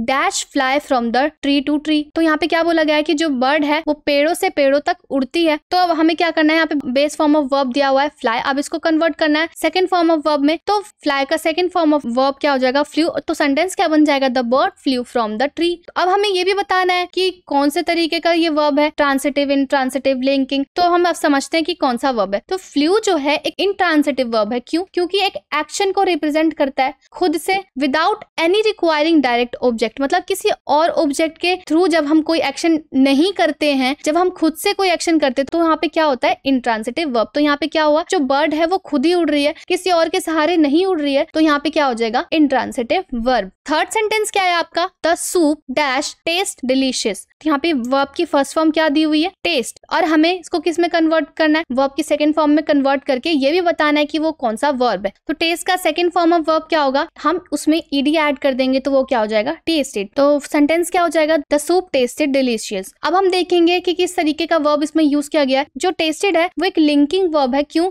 क्योंकि एक सब्जेक्ट को कनेक्ट करता है किससे? एक सब्जेक्ट कॉम्प्लीमेंट से। मतलब कि यहाँ पे क्या बोला गया कि सूप जो एक सब्जेक्ट है और वो बहुत डिलीशियस है, तो इन दोनों को लिंक हो रहा है, यानी कि सब्जेक्ट जो है उसके कॉम्प्लीमेंट से लिंक हो रहा है, यानी कि मिल रहा है। तो यहाँ पे क्या बोला गया कि जो सूप है वो टेस्टी है, यानी कि ये हो जाएगा लिंकिंग वर्ब। इसी तरीके से आपको सेंटेंसेस दिए होंगे, आपको उसको वर्ब की फॉर्म्स में कन्वर्ट करना है। देन ये भी बताना है कि आपको वो कौन सा वर्ब है, हेल्पिंग वर्ब है, इंट्रांसिटिव वर्ब है, ट्रांसिटिव वर्ब है। तो इस तरीके से आपको क्वेश्चंस दिए होंगे और आपको उनके आंसर्स को लिखने होंगे। नेक्स्ट है हमारा part B section A, reading section. तो पार्ट बी में रीडिंग सेक्शन आपका किस तरीके से आएगा? Subjective wise. क्योंकि पार्ट ए हमने कर लिया जो कि था ऑब्जेक्टिव वाइज, उसमें आपको वन वर्ड में फिल इन द ब्लैंक्स में आपको आंसर करना था या तो ट्रू फॉल्स में आंसर करने थे। अब इसमें आपको क्या करना है? पार्ट बी में, पार्ट बी सेक्शन जो होता है आपका, उसमें आपको सब्जेक्टिव टाइप क्वेश्चंस करने होते हैं, यानी कि फुल सेंटेंसेस में आपको आंसर उसके लिखने होते हैं। तो अब हम क्या करेंगे? आपको रीडिंग सेक्शन में एक पैसेज प्रोवाइड किया जाएगा। इस पैसेज के बेसिस पे आपको नीचे दिए गए क्वेश्चंस को सॉल्व करने होंगे। आपको क्वेश्चंस के आंसर किस तरीके से करना है? आपको प्रॉपर एक सेंटेंस के साथ, यानी कि फुल एक सेंटेंस का यूज करके आपको आंसर्स लिखने हैं। तो ट्रिक वही रहेगा एक पैसेज सॉल्व करने का, क्या कि सबसे पहले आपको क्वेश्चंस को रीड कर लेना है। क्वेश्चन रीड करने के बाद आपको पैराग्राफ से उस क्वेश्चन के आंसर को लिख देना है। तो अभी हम समझने के लिए क्या करते हैं कि पहले एक बार पैराग्राफ रीड कर लेते हैं, देन हम क्वेश्चंस को सॉल्व करेंगे। तो इसमें क्या बोला गया है? Read the following passage carefully and answer the questions that follow. मतलब इसमें बोला गया है कि आप इस पैसेज को रीड करिए और उसके बाद क्वेश्चंस के आंसर को लिखिए। लेकिन हमारा ट्रिक क्या रहेगा? सबसे पहले हम क्वेश्चंस रीड करेंगे, उसके बाद क्वेश्चंस के आंसर पैराग्राफ में से हम। तो यहाँ पे क्या बोला गया है कि gorilla is the largest of the great apes. A large male gorilla living in the wild may weigh 204 kilograms standing up on its legs. It may be about 6 feet tall. Females usually weigh 91 kilograms and are shorter than males. Gorilla lives in the the rain forest of central Africa. तो basically इसमें क्या बताया गया कि जो gorilla जो है वो बंदरों की स्पीशीज में से सबसे बड़े जानवर होते हैं, यानी सबसे बड़े बंदर होते हैं। तो इस पूरे पैराग्राफ में यही बताया गया है कि एक गोरिल्ला जो है अपना जीवन कैसे किस तरह से जीता है या क्या काम करता है, गोरिल्ला जो है कितने बड़े होते हैं और क्या करते हैं वो, और किस तरीके का उनका पूरा एक लाइफ बीतता है, वो अपनी लाइफ में क्या करते हैं, उनकी स्पेशलिटी के बारे में इस पैराग्राफ में बताया गया है। Rain forest of central Africa, यानी कि जो गोरिल्ला है वो रेन फॉरेस्ट यानी वर्षा वन में सेंट्रल अफ्रीका में रहते हैं। They are unaggressive creatures living in the family groups led by a big male, यानी कि ये बोला गया कि जो गोरिल्लास जो होते हैं वो अनएग्रेसिव यानी कि जो अग्रेसिव नहीं होते, यानी कि जो गुस्सैल नहीं होते, वो ऐसे क्रीचर्स होते हैं जब तक कि आप उनको परेशान ना करो, वो जब तक आप उनको थ्रेट ना करो तो वो आपको परेशान नहीं करते और वो अनएग्रेसिव होते हैं, अग्रेसिव नहीं होते हैं। तो इस पूरे पैराग्राफ में यही बोला गया। उनके टाइम कल्चर के बारे में बताया गया कि इतने टाइमिंग में क्या करते हैं, वो फूड्स कहाँ से लाते हैं, यानी कि अपना पूरा लाइफ किस तरीके से स्पेंड करते हैं, गोरिल्ला अपनी फैमिली कैसे बनाते हैं, ये सारी चीजें आपको इस पैराग्राफ में बताई गई हैं। फिर उसके बाद इसमें उन स्पीशीज के बारे में बताया गया जो अब जो ये गोरिल्ला है उनकी स्पीशीज जो है वो कम होती जा रही है, रेयर होती जा रही है दिन ब दिन। क्यों? क्योंकि इनको हंट कर लिया जाता है, यानी कि इनका शिकार कर लिया जाता है। डिस्ट्रक्शन ऑफ रेन फॉरेस्ट, यानी कि जो वर्षा वन है उसको डिस्ट्रक्शन कर दिया जाता है, यानी कि बर्बाद कर दिया जाता है। फिर उसके बाद ह्यूमन के वॉर्स है, यानी कि ह्यूमन की मतलब इंसानों की जो लड़ाई है वो अफेक्ट करता है गोरिल्ला के हैबिटेट को, यानी कि उनके दिनचर्या को, उनके वातावरण को खराब कर देता है। तो इस पैराग्राफ में यही बताया गया है कि गोरिल्ला कैसे जीवन जीते हैं और अब उनकी स्पीशीज जो है किस तरीके से कम होती जा रही है। तो हमने इस पैराग्राफ को प्रॉपर्ली रीड कर लिया। अब रीड करने के बाद अब हम क्या करेंगे, क्वेश्चंस पे आएंगे। क्वेश्चन क्या पूछा गया, based on your understanding of the passage answer the questions. तो अब यहाँ पे क्या बोला गया कि आपने जो पैसेज को समझा है उस पैसेज को समझ के आपको इन क्वेश्चंस के आंसर लिखने हैं। तो अब हमारा क्वेश्चन क्या, why gorillas have become rare. तो अब यहाँ पे बोला गया है कि गोरिल्ला जो है वो रेयर क्यों होते जा रहे हैं। तो अभी हमने रीजन पढ़ा था क्यों होते जा रहे हैं। क्यों? क्योंकि जो है उनका हंट कर लिया जाता है, उनका शिकार कर लिया जाता है, जो जंगल है, रेन फॉरेस्ट है, वर्षा वन है, उनको तबाह कर दिया जा रहा है, और जो ह्यूमन वॉर्स है यानी कि लोगों की जो लड़ाइयां हैं वो दिन प्रतिदिन बढ़ती जा रही हैं। इसलिए गोरिल्ला का जो हैबिटेट है यानी दिनचर्या, उसका वातावरण और वहां पे जो रहन सहन है उनका बर्बाद होते जा रहा है। इसलिए वो क्या है, वो रेयर होते जा रहे हैं। मैंने यहाँ पे आंसर पैसेज में से यहाँ पे हाईलाइट कर दिया। तो आपको भी आंसर इसी तरीके से ढूंढना है कि gorillas have become rare due to hunting, destruction of rain forest and human wars that affect gorilla habitat. मतलब उनकी रहन सहन को जो है ये सभी कारण परेशान करते हैं जिसके कारण अब वो रेयर होते जा रहे हैं। नेक्स्ट क्वेश्चन क्या है हमारा, what do gorillas do from 6 AM in the morning till 2 o'clock in the afternoon. तो यहाँ पे क्या बोला गया है कि जो गोरिल्लास हैं वो सुबह के 6 बजे से दिन के 2 बजे तक वो क्या करते हैं। तो मैंने पैसेज में हाईलाइट कर दिया है यहाँ पर कि वो क्या करते हैं। वो अपने दिन को स्टार्ट करते हैं सुबह 6 बजे से। फिर क्या करते हैं, वो सर्चेस फॉर फूड, फूड की तलाश में वो सुबह 6 बजे निकलते हैं, 2 बजे तक बाहर घूमते रहते हैं अपने खाने की तलाश में। यहाँ पे मैंने आंसर हाईलाइट किया हुआ है। तो इसी तरीके से आपको भी आंसर फाइंड करके यहाँ पे आंसर लिखना है। नेक्स्ट क्वेश्चन क्या है हमारा, what do young gorillas do from 10 AM to 2 PM। अब जो यंग गोरिल्लास यानी कि छोटे गोरिल्लास जो होते हैं वो 10 बजे सुबह से लेकर वो दिन के 2 बजे तक क्या करते हैं। फिर आंसर हमारा क्या है, from 10 AM to 2 PM young gorillas wrestle with each other, play games and swing backs and ford on the vines while the adults rest। यहाँ पे क्या बोला गया है कि जो सुबह के 10 बजे से दिन के 2 बजे तक यंग गोरिल्लास क्या करते हैं, रेसल करते हैं, कुश्ती करते हैं, एक दूसरे के साथ गेम खेलते हैं और बाकी के एक्टिविटीज करते हैं। जब उनके जो बड़े हैं यानी कि जो अडल्ट गोरिल्लास हैं वो रेस्ट कर रहे होते हैं तो सारी एक्टिविटीज करते हैं। तो इसका आंसर मैंने पैराग्राफ से किस तरीके से निकाला है, मैंने उसको रीड किया था, देन उसके बाद मैंने उसको हाईलाइट कर लिया। From about 10 AM until 2 PM जो है बड़े वाले गोरिल्लास क्या करते हैं, रेस्ट करते हैं, जब तक जो यंगर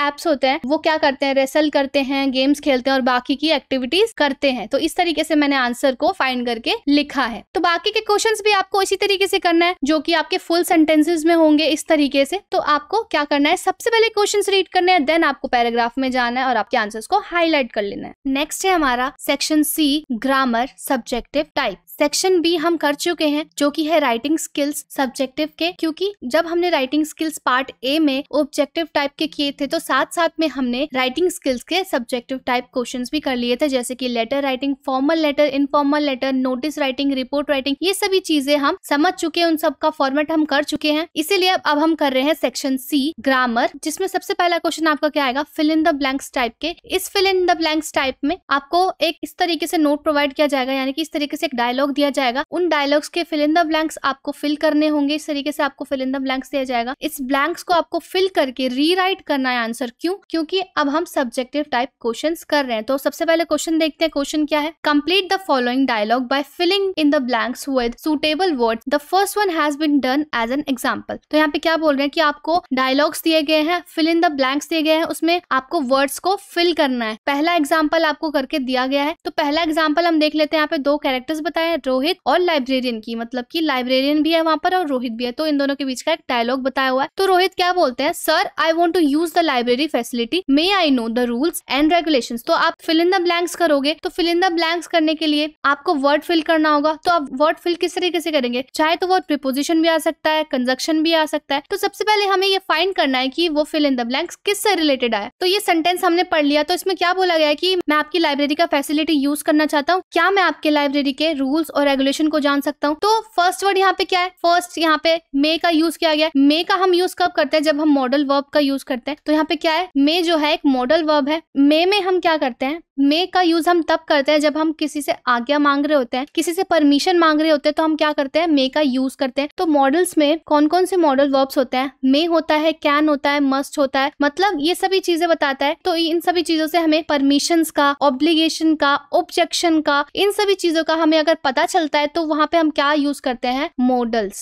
तो ये जो हमें फर्स्ट लाइन पढ़ के हमें क्या पता चल गया कि ये जो सेंटेंसेस है हमें इसमें मॉडल्स फिल करने हैं। तो नेक्स्ट डायलॉग हम देखते हैं कि क्या है? Librarian, sure the first thing is that you dash carry your NIOS identity card because we don't allow outsider. तो यहाँ पे लाइब्रेरियन है जो वो क्या बोलता है कि हाँ, आपको सबसे पहले क्या करना पड़ेगा? आपको आइडेंटिटी कार्ड आपको यहाँ पे प्रोवाइड करना होगा हमें, क्योंकि हम आउटसाइडर को अलाउ नहीं करते हैं। तो इसका आंसर है मस्ट। क्यों? मस्ट मॉडल का यूज हम कब करते हैं? जब कोई मैंडेटरी वर्क हम बताते हैं तब हम मस्ट का यूज करते हैं। यानी कि मस्ट का यूज हम तभी करते हैं जब हम कोई मैंडेटरी वर्क को बता रहे होते हैं कि हाँ, ये आपको करना ही पड़ेगा। तो यहाँ पे क्या बोला गया कि लाइब्रेरियन बोलती है कि आप जब तक अपना NIOS का आइडेंटिटी कार्ड नहीं दोगे तब तक हम आपको हमारे लाइब्रेरी के रूल्स और रेगुलेशंस नहीं बताएंगे। सो NIOS का आइडेंटिटी कार्ड लाना ही होगा। तो यहाँ पे आंसर क्या है? मस्ट। देन यहाँ पे क्वेश्चन क्या है? रोहित बोलता है all right, how many books dash I borrow from the library. अब यहाँ पे वो परमिशन मांग रहे हैं। परमिशन के लिए भी एक मॉडल वर्ब होता है, यानी कि कैन। तो हमारा आंसर क्या हो जाएगा? कैन। जब हम कोई परमिशन मांगते हैं कि क्या मैं ये काम कर सकती हूँ, तो हम यहाँ पे क्या यूज करते हैं? कैन का यूज करते हैं। कैन एक मॉडल वर्ब है। तो इस तरीके से आपको एक डायलॉग्स दिया होगा, आपको रीराइट करना है आंसर, यानी कि पूरे आंसर को दोबारा से लिखना है उस वर्ड के साथ, यानी कि उस मॉडल वर्ब के साथ आपको वो पूरा प्रॉपर आंसर इस तरीके से लिखना है। सो हमारा नेक्स्ट टॉपिक प्रीपोजिशन। प्रीपोजिशंस के सब्जेक्टिव टाइप क्वेश्चंस करेंगे। प्रीपोजिशंस के ऑब्जेक्टिव टाइप क्वेश्चंस थे हमने पहले ही कर लिए हैं। As you know that what is prepositions? A word or phrase that is used before a noun or pronoun to show place, time, direction etcetera is called prepositions. यानी कि एक वर्ड या एक ऐसा फ्रेज नाउन या pronoun से पहले क्या शो करता है? प्लेस, टाइम, डायरेक्शन को जो शो करता है उसको हम क्या बोलते हैं? प्रीपोजिशंस। तो प्रीपोजिशंस के क्वेश्चंस आपको किस तरीके से प्रोवाइड किए जाएंगे? सब्जेक्टिव टाइप क्वेश्चंस में एक नोट दे दिया जाएगा या तो आपको एक प्रॉपर 2-3 सेंटेंस दे दिया जाएगा। उसमें आपको क्या बोला जाएगा कि आप प्रॉपर जो प्रीपोजिशंस होते हैं आप उनको फिल करिए। तो हमारा फर्स्ट क्वेश्चन क्या है? Fill in the blanks with appropriate prepositions. Fill in the blanks दिया गया है, एप्रोप्रिएट प्रीपोजिशंस ऐड करने हैं। तो हमें पता ही है कि प्रीपोजिशंस क्या होते हैं। तो हमारा फर्स्ट क्वेश्चन क्या है? I had a busy week so would like to stay dash home dash the weekend. तो यहाँ पे सेंटेंस में क्या बोला गया? पिछला हफ्ता मेरा बिजी गया था, पूरा इस हफ्ते मैं अपने घर पर ही रहूंगा। इसमें दो चीजें पता चल रही है। होम बताया गया है, I had a busy week so I would like to stay home, मतलब मैं अपने घर पर ही रहूंगा। तो होम क्या है? एक लोकेशन है, और उसके बाद पूरा एक वीकेंड क्या है? ड्यूरेशन ऑफ अ टाइम है, यानी कि जो यहाँ पे पर्सन है अपने घर पे रहना चाहता है। लोकेशन यहाँ पे प्रोवाइड कर दिया गया है। जब भी हम लोकेशन का यूज करते हैं किसी सेंटेंस में तो हम वहाँ पे एट का हम यूज मैंडेटरी करते हैं, क्योंकि हम एक लोकेशन को इंडिकेट कर रहे हैं। उसके बाद क्या आता है? Duration of time. तो ड्यूरेशन ऑफ टाइम का प्रीपोजिशन क्या होता है? फॉर, क्योंकि एक टाइम के स्पेसिफिक पीरियड को बता रहा है फॉर, तो इसलिए हमारा preposition for is the appropriate preposition for this sentence. तो हम ऑप्शंस में देखेंगे कि एट या फॉर किसी ऑप्शंस में है या नहीं। फर्स्ट ऑप्शन क्या है हमारा? इन और फॉर, तो ये रॉन्ग आंसर हो जाएगा। सेकंड ऑप्शन क्या है? एट और फॉर। एट हम एक लोकेशन के लिए यूज करते हैं, फिर तो एट यहाँ पे ठीक है। फॉर का यूज हम कब करते हैं? जब हम टाइम का ड्यूरेशन बता रहे होते हैं। यानी कि हमारा आंसर क्या हो गया? ऑप्शन बी, एट और फॉर। जैसे कि आपको जस्टिफिकेशन में बताया गया है कि at is the appropriate preposition when indicate the location, यानी कि एक लोकेशन को इंडिकेट करने के लिए हम क्या करते हैं? एट का यूज करते हैं। और फॉर का यूज हम तभी करते हैं जब हमें टाइम का ड्यूरेशन सिचुएशन बता रहे होते हैं। नेक्स्ट क्वेश्चन है the book is dash the shelf. अब सेंटेंस क्या बताना चाह रहा है, जो बुक है वो शेल्फ पर है। पर के लिए हम कौन सा प्रीपोजिशन का यूज करते हैं, ऑन का यूज करते हैं, क्योंकि जब कोई ऑब्जेक्ट कनेक्ट करता है किसी सरफेस से तब हम ऑन का यूज करते हैं, क्योंकि कॉन्टैक्ट हो रहा है ऑब्जेक्ट का सरफेस से। तो हमारा right answer on. The book is on the shelf, यानी कि जो बुक है वो शेल्फ पर है। ऑन प्रीपोजिशन का यूज हम तभी करते हैं जब हमारा जो ऑब्जेक्ट है वो कॉन्टैक्ट करता है किसी एक सरफेस से। तो हमारा राइट आंसर क्या है, ऑप्शन सी, यानी कि ऑन। तो इसी तरीके से आपको सेंटेंसेस दिए होंगे, सेंटेंसेस को रीजंस के हिसाब से वहां पे प्रीपोजिशंस को आपको फिल करने होंगे। नेक्स्ट टॉपिक है हमारा रिपोर्टेड स्पीच। अब रिपोर्टेड स्पीच नाम सुनकर ही आप लोग कंफ्यूज हो जाएंगे, तो इसमें कंफ्यूज नहीं होना है। रिपोर्टेड स्पीच क्या होता है, जब हम किसी से इनडायरेक्टली बात करते हैं तो हम उसको क्या बोलते हैं, reported speech. Reported speech also known as direct speech, यानी कि रिपोर्टेड स्पीच को हम डायरेक्ट स्पीच भी बोलते हैं, यानी कि आपको रिपोर्टेड स्पीच में कंफ्यूज नहीं होना। Reported speech is the form of speech used to convey what was said by someone. अब हम डेफिनेशन को एक बार प्रॉपर्ली पढ़ लेते हैं कि रिपोर्टेड स्पीच होता क्या है। Reported speech also known as indirect speech. Reported speech is the form of speech used to convey what was said by someone at some point of the time. तो यहाँ पे क्या बोला गया है कि ऐसा फॉर्म ऑफ स्पीच है जो किसी पर्सन को कन्वे करता है कि किसी दूसरे पर्सन ने उस टाइम पर क्या बोला था, यानी कि यहाँ पे इनडायरेक्ट स्पीच की बात की जा रही है, एक सेंटेंस जो किसी और के द्वारा बोली गई है। तो आपको क्वेश्चंस किस तरीके से प्रोवाइड किए जाएंगे आपके एग्जाम पेपर में, देखते हैं। फर्स्ट क्वेश्चन क्या है, चेंज द रिपोर्टेड स्पीच। तो आपको क्या करना है, यहाँ पे कुछ स्पीच दिया है जो डायरेक्ट स्पीच होंगे, डायरेक्टली यहाँ पे दिए गए होंगे, उनको रिपोर्टेड स्पीच यानी कि इनडायरेक्ट स्पीच में कन्वर्ट करना है। तो हमारा फर्स्ट सेंटेंस क्या है, Rita said I will come tomorrow. तो यहाँ पे डायरेक्टली उन्होंने बताया कि रीटा है, रीटा ने कहा कि वो कल आएगी। अब हम इसको इनडायरेक्ट स्पीच में कैसे कन्वर्ट करेंगे, Rita said that she would come the next day, मतलब रीटा ने कहा कि वो कल के दिन आएगी। जैसे कि यहाँ पे मान लो आपको ये इनडायरेक्ट स्पीच में ऑलरेडी दिया हुआ है, ठीक है, तो आप और इसको इनडायरेक्ट स्पीच में कन्वर्ट करना है। इस तरीके से आपको इनडायरेक्ट स्पीच में कन्वर्ट करेंगे। Rita said that she would come to the next day. Next sentence क्या है, she asked what time it is. Indirect speech में कन्वर्ट करना है, she asked what time it was. उसने पूछा टाइम क्या हो रहा था। जब भी हम स्पीच चेंज करेंगे पास्ट टेंस में कन्वर्ट करके ही हमेशा हम स्पीच को कन्वर्ट करते हैं। जैसे कि यहाँ पे बोला गया है कि she asked what time it is, वो किसी को बता रही है कि उसने पूछा कि टाइम क्या हो रहा है। अब हमें इसको पास्ट टेंस में कन्वर्ट कर देना है। She asked what time it was का यहाँ पे यूज कर दिया गया, यानी कि यहाँ पे पास्ट टेंस का यूज हुआ है। तो नेक्स्ट टॉपिक इज कंजक्शंस, जो कि है सब्जेक्टिव टाइप में। तो कंजक्शंस आपको पता है क्या होते हैं, जब एक वर्ड दो सेंटेंसेस या फ्रेजेस को ऐड करता है तो उसको क्या बोलते हैं हम, कंजक्शंस। तो कंजक्शंस के सब्जेक्टिव टाइप क्वेश्चंस आपको किस तरीके से आएंगे देखते हैं। आपको एक पैसेज दिया होगा या आपको fill in the blanks fill करने के लिए दिए होंगे कि इसमें आप appropriate fill in the blanks fill करिए। तो क्वेश्चन देखते हैं किस तरीके से, complete the passage given below with conjunctions word. इसमें क्या बोला आपको करने के लिए कि आपको एक पैसेज दिया गया है, इसमें कुछ ब्लैंक्स दिए गए हैं, आपको इस ब्लैंक्स को फिल करके आंसर को रीराइट करना है, आंसर को प्रॉपर्ली लिखना है। तो यहाँ पे मैंने आंसर प्रॉपर्ली लिखे हुए हैं, आंसर फिल भी किए हैं कि मतलब कौन से प्रीपोजिशन कहाँ पे यूज होंगे। तो हम लाइन वाइज लाइन पढ़ के हम देखेंगे कि हमने कौन से कंजक्शन का यूज किस लिए किया है। अगर आप कंजक्शंस कर रहे हैं, कंजक्शंस करते वक्त आपको उसके रीजंस पता होना बहुत जरूरी है, इसलिए आप कंजक्शन के रीजंस की रीडिंग और प्रैक्टिस अच्छे से कर लीजिए। तो हमारा सेंटेंस क्या है, living in a fast paced world it's easy to get caught up in the chaos dash losing sight of what truly matters. तो अब मैंने यहाँ पे क्या यूज किया है, एंड का यूज किया है। क्यों, जब हम दो रिलेटेबल आइडियाज को कनेक्ट करते हैं तब हम क्या करते हैं, एंड का यूज करते हैं। तो अब हम सेंटेंस को समझ के देखते हैं कि सेंटेंस क्या बोलना चाह रहा है और हमने एंड प्रीपोजिशन का यूज हमने वहां पर क्यों किया है। तो इस सेंटेंस में क्या बताया गया है कि जो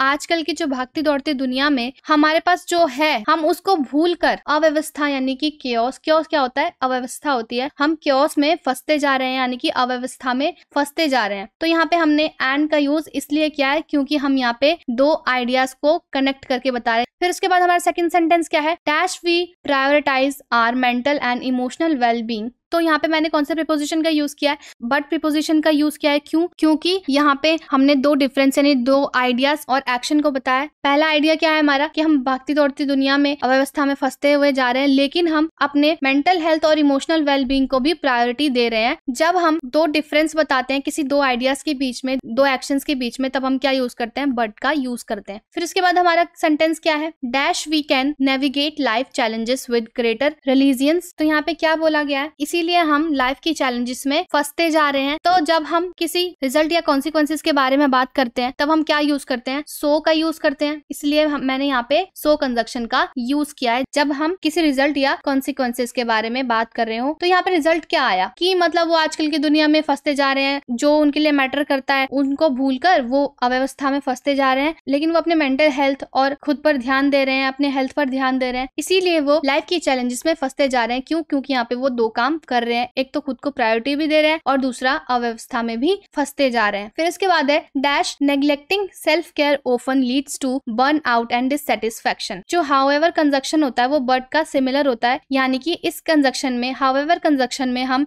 दो डिफरेंस, जब किसी दो आइडियाज या दो एक्शन के बीच में डिफरेंस बताने के लिए हम किसी कंजक्शन का यूज करते हैं तो हम यहाँ पे क्या यूज करते हैं, बट या हाउएवर का। तो यहाँ पे क्या बोला गया है कि कभी कभार खुद पर इतना ध्यान देने लग जाते हैं, इतनी सेल्फ केयर करने लग जाते हैं कि क्या लीड होता है, बर्न आउट यानी कि जलन स्टार्ट होने लग जाती है और डिससैटिस्फैक्शन यानी कि असंतुष्टि उनको चालू होने लग जाती है। तो हमने हाउएवर का यूज इसलिए किया है क्योंकि हम यहाँ पे दो आइडियाज, दो एक्शन के बीच में डिफरेंस बता रहे हैं। And then dash finding balance is essential for maintaining a sense of peace and fulfilment amidst the hustle and bustle. तो यहाँ पे क्या बोला गया है कि इसीलिए हमारे जीवन में शांति और व्यवस्था बनाए रखना जरूरी है। तो जब भी हम किसी फाइंडिंग के बारे में यानी कि जब भी हम किसी कंक्लूजन के बारे में बात करते हैं तब हम वहाँ पे क्या यूज करते हैं, देयरफॉर का यूज करते हैं। तो इसी तरीके से आपको हर कंजक्शन के रीजन का पता होना चाहिए, तभी आप कोई भी कंजक्शन के क्वेश्चंस को कंप्लीट कर सकते हैं। देन हमारा है verb. Verb as you know, जब हम कोई एक्शन या कोई काम करते हैं तो हम उसको क्या बोलते हैं, वर्ब। जैसे आई एम राइटिंग राइट नाउ, तो राइटिंग क्या हो गई, कोई काम कर रहे हैं, हम अभी सो रहे हैं, हम लिख रहे हैं, हम खा रहे हैं, हम पानी पी रहे हैं, तो हम वो क्या कर रहे हैं, एक एक्शन कर रहे हैं, तो वो क्या हो जाएगा, वर्ब। तो वर्ब के क्वेश्चंस आपको सब्जेक्टिव टाइप में इस तरीके से दिए होंगे। तो क्वेश्चन क्या है हमारा, complete the following passage by filling in the blanks using correct form of verb given in the bracket. तो अब यहाँ पे क्या बोला गया कि एक पैसेज दिया गया है आपको और उस पैसेज में आपको correct form of verb fill करना है। एक वर्ब की बेस फॉर्म आपको दे दी गई होगी, उसको आपको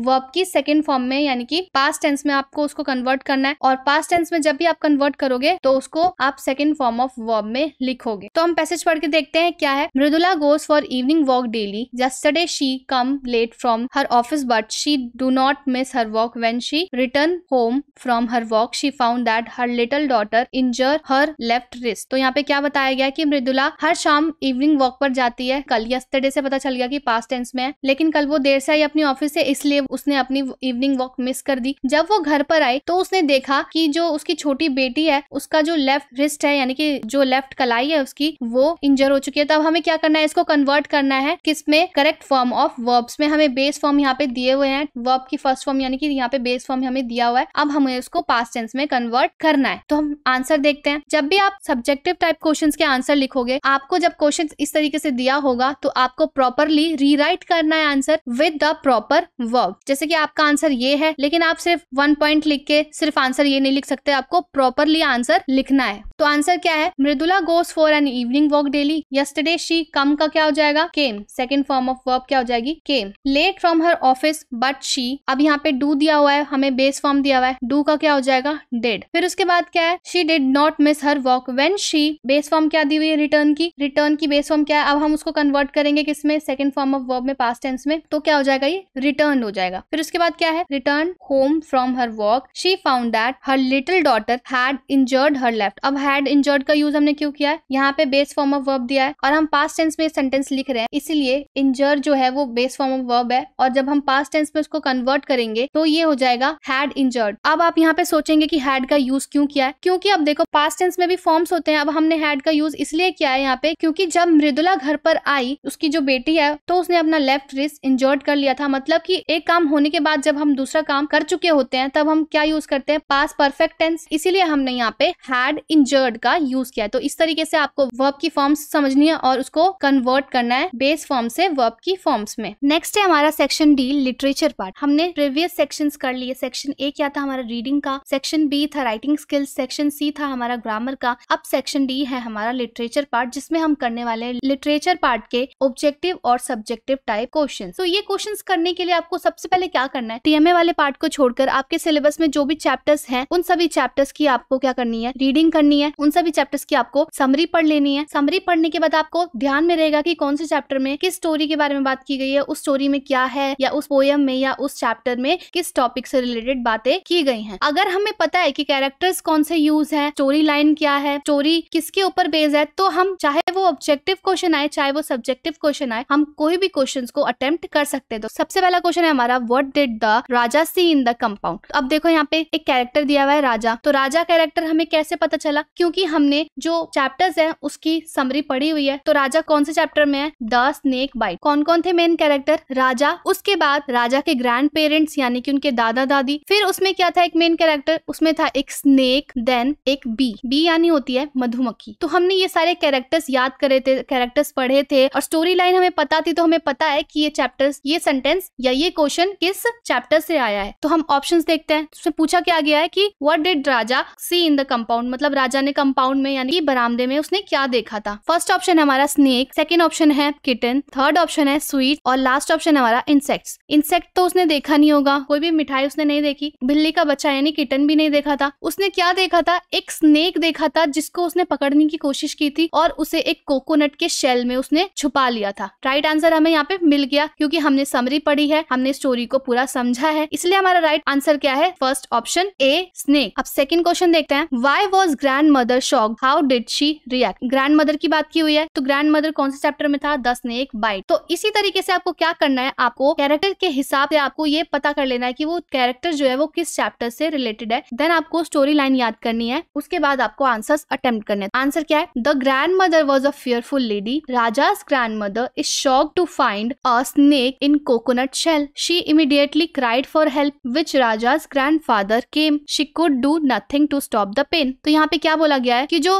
राजा की जो ग्रैंड मदर थी यानी कि दादी जो थी, वो एक fearful लेडी थी, मतलब डरती नहीं थी वो किसी चीजों से। तो राजा की ग्रैंड मदर को शॉक कब लगा, जब दादी ने देखा कि राजा ने एक कोकोनट के शेल में एक स्नेक को छुपा लिया है, तब वो शॉक हुई थी, हेल्प के लिए चिल्लाया। किसे बुला रही थी वो हेल्प के लिए, राजा की ग्रैंडफादर यानी कि दादाजी को वो बुला रही थी। She could do nothing to stop the pain. दादी को क्या लगा था इस स्टोरी में कि राजा को स्नेक ने काट लिया, लेकिन असल में काटा किसने था, एक बी ने काटा था, स्नेक ने नहीं काटा था। तो इस तरीके से हमें एक आंसर को लिखना है। एक बार हम समरी देख लेते हैं, द स्नेक बाइट चैप्टर की समरी क्या है। A child mistakenly catches a harmless snake in coconut shell. एक बच्चे ने यानी कि राजा ने एक स्नेक को कोकोनट शेल में पकड़ लिया था। तो वो कोकोनट शेल में उस सांप को देखने के बाद दादी और जो दादा है वो शॉक हो गए थे। उन्होंने उसको वापस फेंकने के लिए यानी कि वापस छोड़ने के लिए बोल दिया कि स्नेक को तुम वापस छोड़े आओ, ये तुम्हें काट सकता है। बाद में ये पता चलता है कि उस बच्चे को एक बी ने काट लिया होता है, लेकिन फैमिली को लगता है कि उस स्नेक ने राजा को काट लिया है। फिर उसके बाद क्या बोला गया है, grandfather rushes the child to an old man for a cure who performs a ritual. जब ग्रैंडफादर को लगता है और ग्रैंड मदर को लगता है बच्चे को जो है एक सांप ने काट लिया है, तो ग्रैंडफादर क्या करते हैं, वो एक आदमी को लेके जाते हैं राजा को, जो कुछ रिचुअल्स करते हैं। लेकिन राजा को पता होता है कि उस स्नेक ने नहीं काटा, उसको एक बी ने काटा है। वो बताने की कोशिश भी करता है लेकिन वो बोल नहीं पाता है। तो यहाँ पे क्या बताया गया, despite the child knowing it's not a snake bite, मतलब कि उस बच्चे को पता था यानी कि राजा को पता था कि स्नेक ने नहीं काटा, मुझे बी ने काटा है। फिर भी जो ग्रैंड पेरेंट्स है उसके यानी कि दादा दादी आदमी के पास लेके जाते हैं जो तंत्र मंत्र करता है, जिससे कि वो लोग ये समझते हैं कि तंत्र मंत्र से जो स्नेक ने काटा है उसका विष निकल जाएगा तंत्र मंत्र के बोलने के बाद। राजा को तो पता होता है कि मुझे एक बी ने काटा है, लेकिन फिर भी वो कुछ नहीं बोल पाता है। धीरे धीरे उसका दर्द कम हो जाता है, इसलिए सभी को क्या लगता है कि जो तंत्र मंत्र की वजह से उसका जो दर्द था वो कम हो गया। इसी तरीके से समरी भी आपको पढ़ लेनी है सभी चैप्टर्स की, उसके बाद क्वेश्चंस को करने में आपको कोई डिफिकल्टीज नहीं आएंगे। नेक्स्ट है हमारा identify the sentences as true और फॉल्स। तो हमें यहाँ पे सेंटेंसेस प्रोवाइड किए गए हैं, इन सेंटेंसेस को पढ़ के बताना है कि ये सेंटेंस यानी कि ये स्टेटमेंट जो है वो ट्रू है या फॉल्स है। तो हम स्टेटमेंट देखते हैं क्या है, the poem the truth is written by Berry Wade. अब हमें ये बताना है कि ये ट्रू या फॉल्स है। इस पोएम में बेसिकली बताया क्या गया था, एक इंसान की फीलिंग्स बताई गई थी कि एक इंसान को बुरा कब कब लगता है, जब कोई बुरी बात उसे बोल देता है, वो उसके दिमाग में बैठ जाती है, उसको परेशान करती है हमेशा। जैसे कि मैं किसी को कोई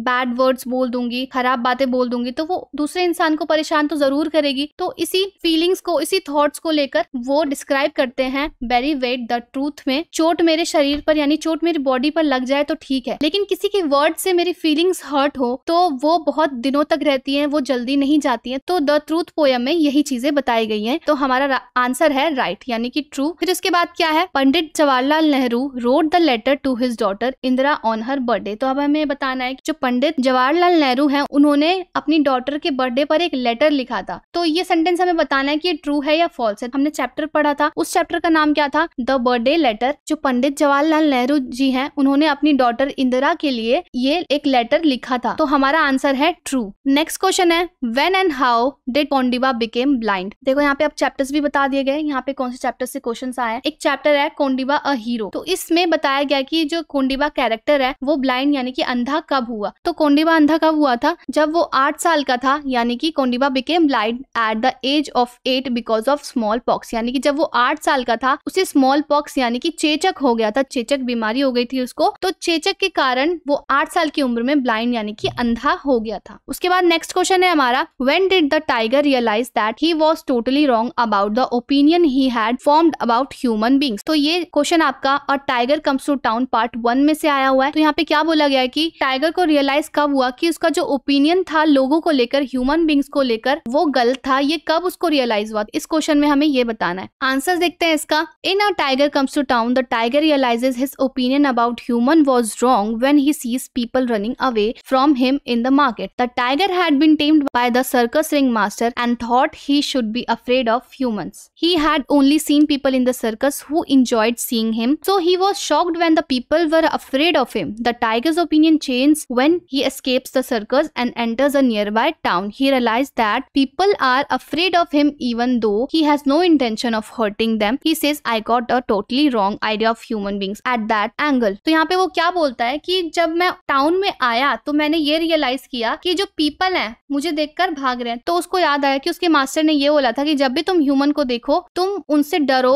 उनसे डर कर रहो। लेकिन उसने क्या देखा यहाँ पर कि सर्कस में जो लोग हैं उसको देखकर वो खुश हो रहे हैं। तो वो जब लोग खुश हो रहे हैं तो वो भी खुश होता है कि हाँ मुझे भी देखकर कोई खुश हो रहा है। लेकिन जब वो टाउन में आता है, जब वो मार्केट में आता है, लोग इधर उधर भागने लगते हैं, बच्चे इधर उधर भागने लगते हैं, वो सोचते हैं कि टाइगर मुझे मार देगा। तो यहाँ पे उसका ओपिनियन बिल्कुल चेंज हो जाता है कि वहां पे तो लोग मुझे हंसकर देख रहे थे, लेकिन यहाँ पे जब मैं उनके पास में आया तो वो मुझसे डर के भाग रहे हैं। और उसको ये रियलाइज हो जाता है कि मेरा इंटेंशन तो उनको हर्ट करने का था भी नहीं, फिर भी लोग मुझसे डर के भाग रहे हैं। और वो बोलता है I got a totally wrong idea of human beings at that angle. मतलब कि मैंने लोगों को बिल्कुल गलत समझ लिया इस एंगल में कि लोग अच्छे होते हैं। तो इस तरीके से आपको आंसर्स को करना है। नेक्स्ट है हमारा the master wrote the affidavit in Sanskrit. Why wasn't the magistrate happy to see the affidavit? Why did he finally accept it? तो यहाँ पे इस तरीके से आपको एक क्वेश्चन पूछा गया है कहाँ से। A tiger comes to town part 2, यानी कि पार्ट 1 अभी हमने कंप्लीट किया, अब हम करेंगे पार्ट 2। तो यहाँ पे क्या बोला गया है कि जो मास्टर था उसने एफिडेविट को संस्कृत में क्यों लिखा, और जो मैजिस्ट्रेट था वो उस एफिडेविट को देख के खुश क्यों नहीं हुआ, और बाद में उसने फाइनली उस संस्कृत में लिखे हुए एफिडेविट को एक्सेप्ट क्यों कर लिया। अब हमें इन सभी का रीजन देना है। तो इसका आंसर क्या है? The master was annoyed when some teachers called the tiger a brute and also when he was prevented from going into the room by the magistrate despite his assurance that the tiger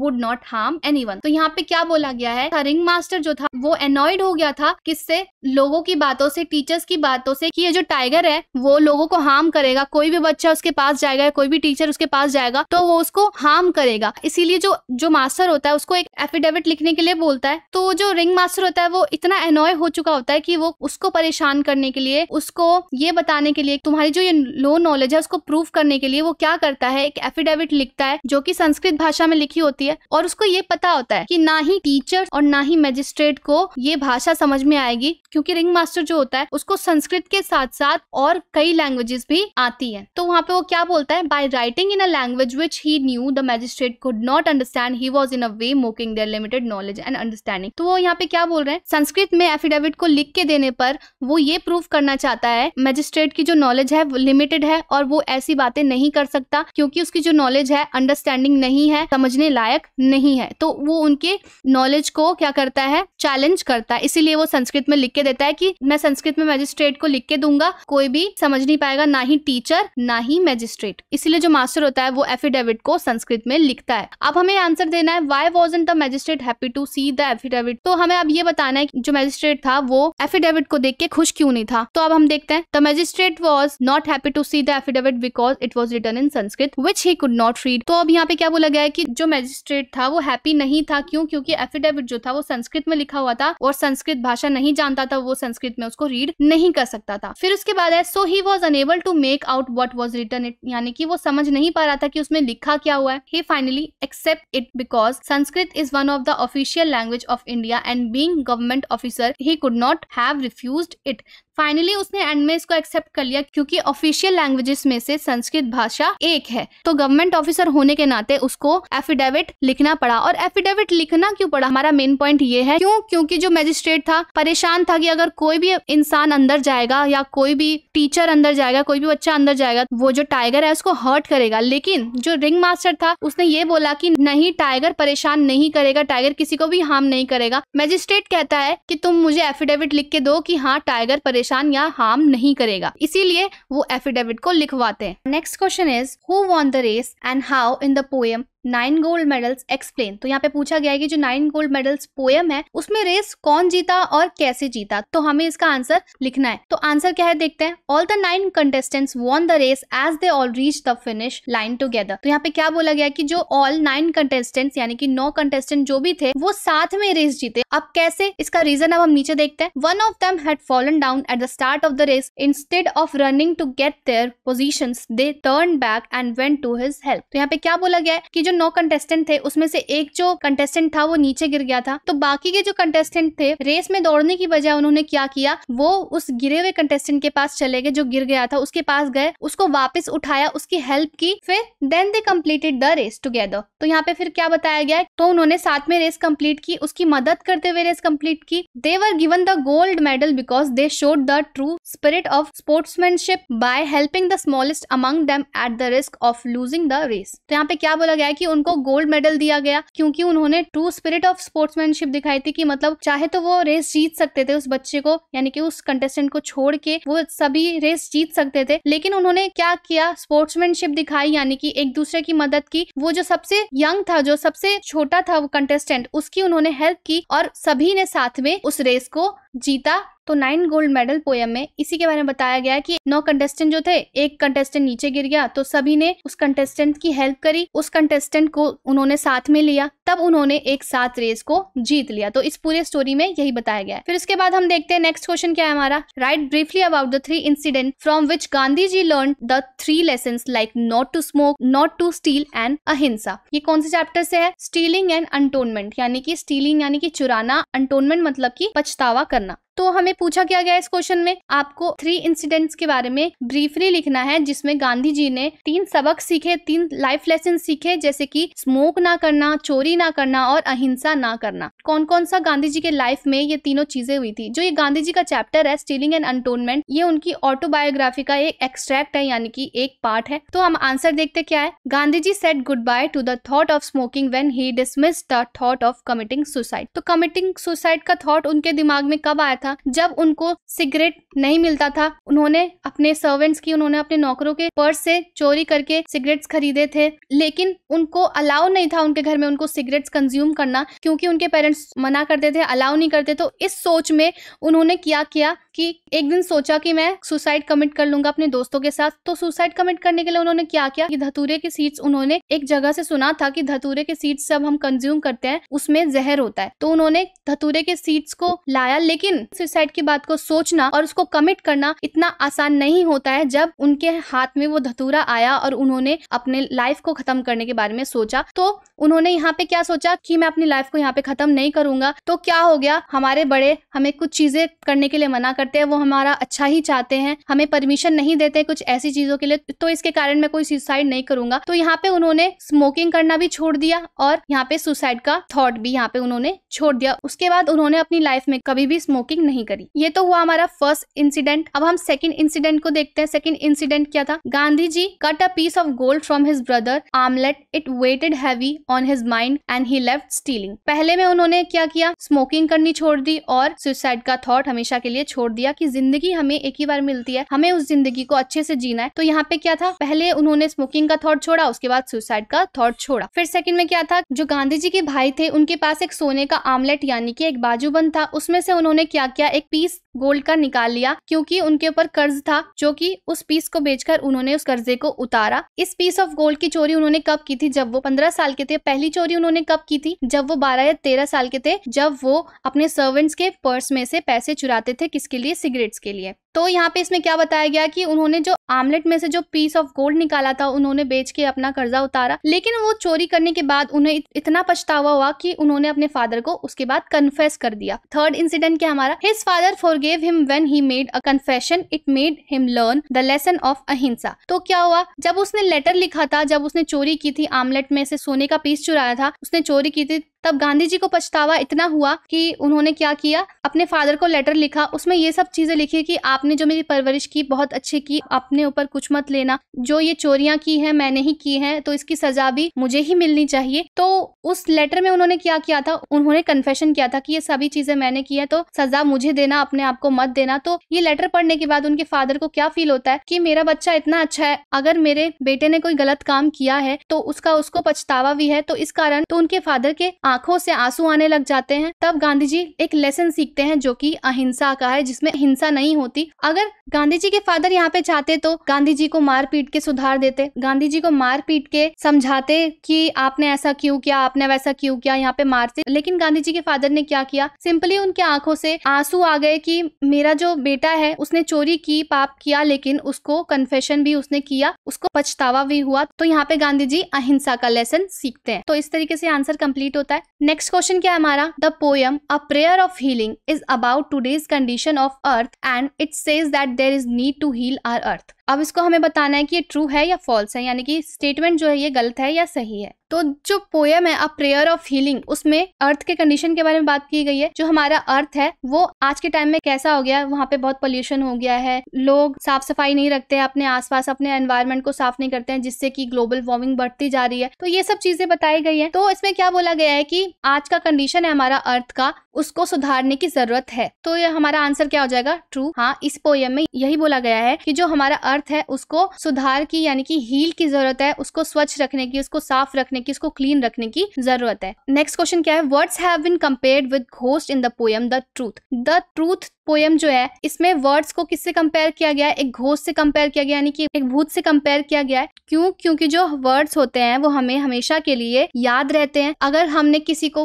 बुरी बातें बोली हैं तो वो बुरी बातें सामने वाले पर्सन को हमेशा याद रहती हैं। अगर हम किसी पर्सन के लिए अच्छे काम करते हैं तो अच्छे काम भी वो हमेशा याद रखता है। लेकिन हम जो कोई बुरे वर्ड बोलते हैं तो वो सामने वाले पर्सन को ज्यादा हर्ट करती है। इस पोएम में ह्यूमन फीलिंग्स के बारे में ही डिस्क्राइब किया गया है कि एक चोट लगने से ज्यादा अगर हम कोई बुरे वर्ड्स बोलते हैं, बुरी बातें बोलते हैं किसी व्यक्ति को, किसी पर्सन को, तो वो जो वर्ड्स होते हैं वो भूत की तरह हमें डराते हैं, यानी कि वो वर्ड्स हमें बहुत चुभते हैं। तो इस तरीके से हमें बताना है कि ये आंसर ट्रू है या फॉल्स है। तो हाँ, उस पोएम में बताया गया कि जो वर्ड्स है उसको घोस्ट से कंपेयर किया गया है। तो आंसर है हमारा ट्रू। फिर उसके बाद क्वेश्चन क्या है? How did doctor Kurien improve the condition of the farmers. तो ये क्वेश्चन किस चैप्टर से है? कोऑपरेट एंड प्रॉस्पर चैप्टर से आपको ये क्वेश्चन दिया गया है। जो डॉक्टर कुरियन है उन्होंने फार्मर्स की कंडीशन को किस तरह से इम्प्रूव किया। तो इसका आंसर देखते हैं हम। Doctor Kurien got the cattle owning farmers together and set up the Amul dairy. तो उन्होंने क्या किया? डॉक्टर कुरियन ने ऐसे फार्मर्स को इकट्ठा किया जो पशुओं को, यानी कि जो एनिमल्स को, गाय भैंस इन सब को पालते थे, उन सभी को इकट्ठा किया और एक अमूल डायरी का सेटअप किया। He ensured the farmers that they got a higher price for their milk and got a share of profit made by